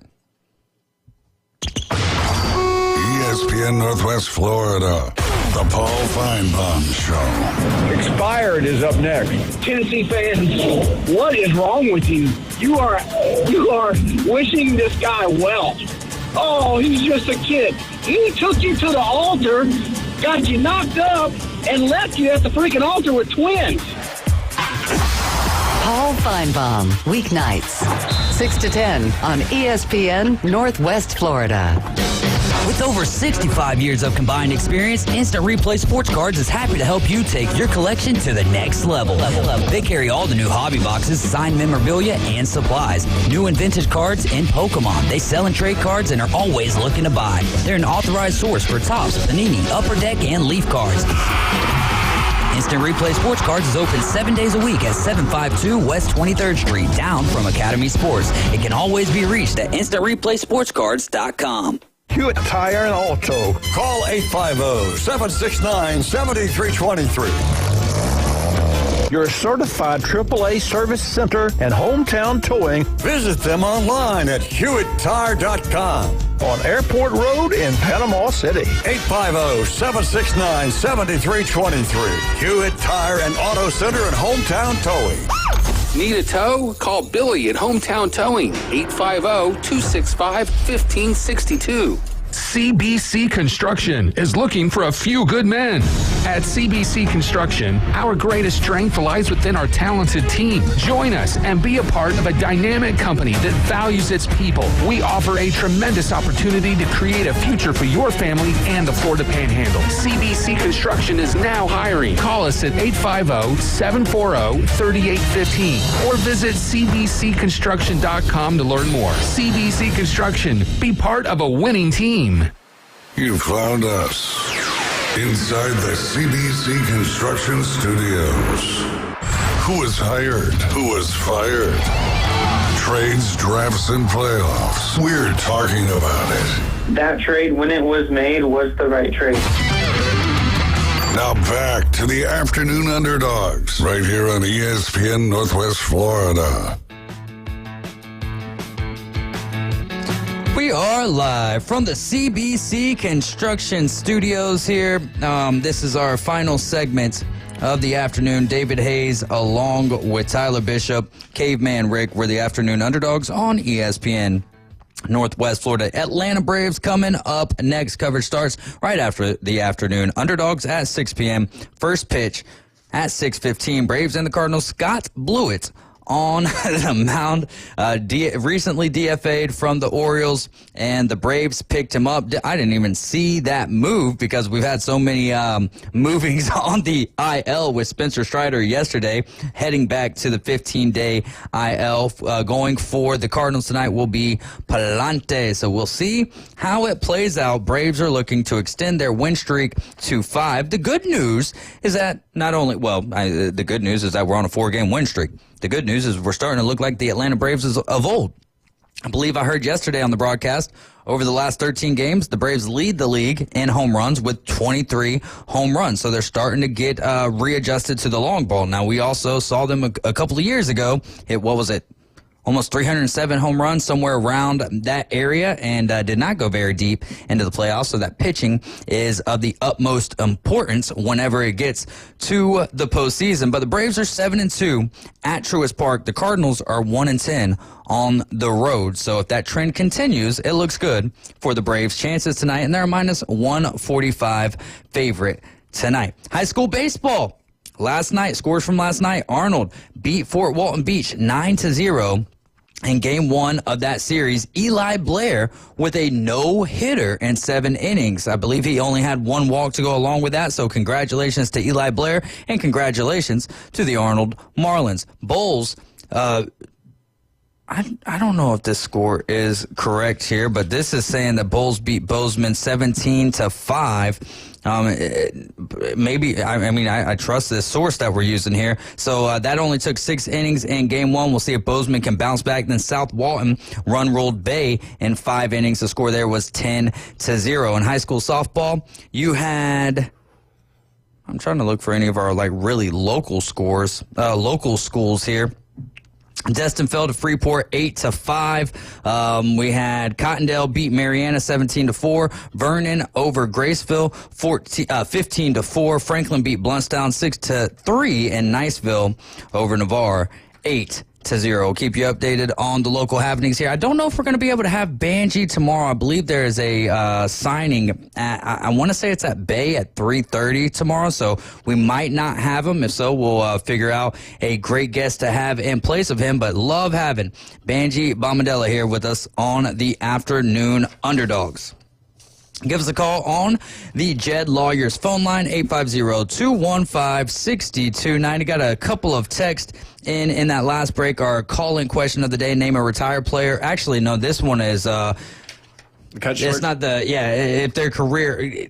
Give me a player, if you could bring back one what-if player whose career was cut short, who would it be? And from Nick Perry, he's got Lynn Bias. Absolutely. He played at Maryland, did 4 years, got drafted by the Celtics, then he passed away. And then also his other one is Reggie Lewis, also drafted by the Celtics, and he passed away. I don't know much about Reggie Lewis. I don't know if he played necessarily. He died and passed away in 1993, so just kind of going off of the age, I would have imagined that. Yeah, he played from 87 to 93. And then Lynn Bias, who a lot of people were comparing to Michael Jordan, or, to kind of be a guy like Michael Jordan, or they said, had he played, would have been better than Michael Jordan. Lynn Bias, both of those drafted by the Celtics, and didn't quite make it to their 30s. Very sad situations there. Who's the most delusional fan base in the Southeastern Conference? Oh, man, if you had asked me this question 5 years ago, I'd probably say South Carolina. Okay. Because they were coming off those Spurrier years. They, went 10-2, 11-1, or whatever it was a couple times. Really started feeling like they were probably going to ascend into traditionally in the SEC, there was the Big Six and the other six, right? You had Bama, Georgia, LSU, Florida, Tennessee, and Auburn were considered the Big Six, and the other six were South Carolina, Arkansas, Ole Miss, Mississippi State, those type of schools. And South Carolina, I'd say right now it's probably Tennessee. And they beat Bama two of the last 3 years. I like it. But it's hard to call them. Are we just talking college football? They made it to the college football playoff last year, but then across the board in all other sports, they see Texas. I see. That's where I was going to go. Texas is fine. Yeah, I'm not arguing against Texas. Oh, but they haven't been in the SEC long enough for me to really feel like because they did come in, they played the SEC championship year one, right? Made the playoff, won 2 Had playoff the deepest run out of all of the SEC teams. I mean, so well, they haven't been like a real threat to do anything since like the Vince Young. And I think that's going to drop. I think it's going to. Quinn Ewers didn't do a whole bunch to impress me last year. In fact, I was like, why does it feel like you're regressing to an extent? But I don't know, and you've been on this for a while now. I don't know what Arch Manning is necessarily going to do. But at the end of the day, I think for Arch Manning, and this is a selfish way to look at it, not for me personally, but I wonder what like the family is saying in his ear where you need to take this year and don't worry about anything else. Pad your stats, do whatever you got to, because it's not like Peyton Manning won a championship at the college football level, right? Eli didn't win a so, no pressure to win the college football, or maybe there is pressure because they didn't do it, and you could be, the Manning that did win it. I don't think Archie won one at Ole Miss, so yeah, but Ole Miss has never won. Yeah, right. I mean, I see where you're coming from. Maybe they gave him, maybe they gave him an honorary 2017 UCF type championship. Cooper didn't even play. Yeah. So I mean, it's going to be interesting to see what he does because there is no pressure to win, but there is pressure to win because Texas is going to be a top 5 team. Yeah. They're probably going to be top 3 odds when they come out for the national championship. They may be currently. I don't know. I mean, I'm sure there's odds out now depending on where you're getting at. But yeah, but I honestly, for me though, I still don't really consider Texas and Oklahoma the SEC. If we're being perfectly honest, well, do you consider A&M and Missouri then? Because I feel like Texas and Oklahoma are more they are SEC more than what Missouri is. But Missouri's had. I mean, well, I'm it's just funny because saying. I would kick Missouri out. That the other question. That's the team. But just regionally speaking, right? Part of it is like they've been in it for what 13 years. Yeah. 13 years now or whatever. Time flies when you're having fun, or maybe not so much fun. Georgia played Missouri every year, so I begrudgingly accepted them as part of the SEC. But Texas and Oklahoma, like I know they're there. You're right, but I still don't really recognize it. Like I have to because they beat Alabama in year 1. So we beat Texas twice last year, so we ain't even got to we don't have to acknowledge them. Oh man, yeah, but Texas is a stalwart, most delusional fan base. If we're talking football, I put Tennessee in there. Because they haven't won a national championship since 1998. They haven't really been all that relevant for most of the last 25 years in football. And they think they are. I mean, I'm not going to say every Tennessee. That's why almost like, I mean, how do you feel about Ole Miss fans in the sense of knowing where they're at? Because the hype has been so real, which, by the way, Lane Kiffin did a podcast with Theo Vaughn. Yeah. That's a pretty good podcast. I would go listen to that if I was listening to it this morning some. So, but do you think that their fan base? Because I mean, you could make the argument Alabama's fan base where we stand today. I mean, even when they were winning all the time, whereas like every other year, I still feel like if it wasn't delusional, it was annoying. So I guess maybe like. Ole Miss is not a fan base Georgia interacts with a lot. Yeah. We play them obviously we're playing them again this year, so this will be the 3rd year in a row we play them, so it's a little bit different. But but that's because the schedule is different SEC, now. Yeah. We played them once every 8 years, 10 years, whatever it was. But like Tennessee was a program we played all the time. South Carolina is a program we played every year. Florida, obviously, one of our major Auburn. So like I would probably be biased against those about those schools in general.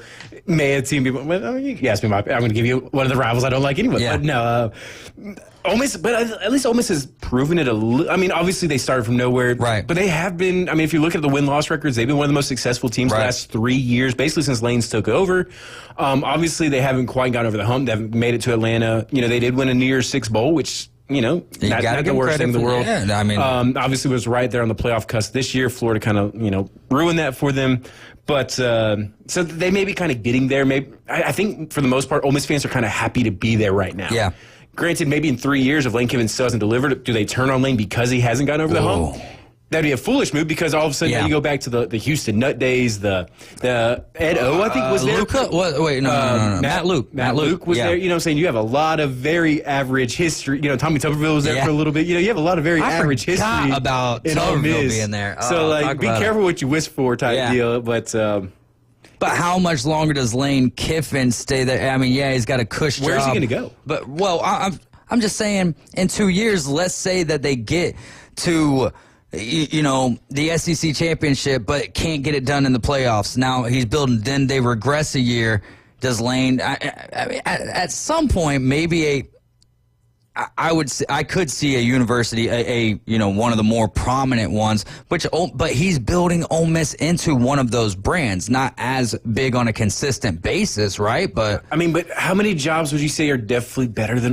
That's kind of what I'm getting at. He's built. I would say he's built that brand into what it is. It'd be interesting to see because I think he would have left for Bama when Saban left. Yeah. Would he do it again? I don't know. Yeah. Auburn, he didn't leave for Auburn. That was kind of already a thing. Florida, would he leave for Florida? I think he would leave for Georgia if Georgia offered him. Though. The opportunity. I feel like if he had real intentions of taking over the job at Florida, and Strickland, I believe that's the AD over there at Florida, had reached out to Lane Kiffin to see what are the prospects, and I'm sure maybe there were conversations held, under the radar or whatever. I feel like if he wanted to go last year, they would have gotten rid of Napier because this is the perfect time right here. DJ Lagway in year 2, one of the best quarterbacks coming back now, maybe the best quarterback coming back in the SEC. Now that it's Nussmeier and Lagway, and then Sellers really got to. he's up there. Yeah, Lenore Sellers. Yeah, absolutely. Well. Anything you want to leave the people with? I'm going to try to ask you that every Tuesday. Money spent on football doesn't count. Money spent on football doesn't count, but it still will be taxed. You guys have been riding with the Afternoon Underdogs. Your Atlanta Braves are going to be coming up next. Thank you so much for letting us into your vehicles or your radio, whatever it may be, your computer speakers, your phone speakers.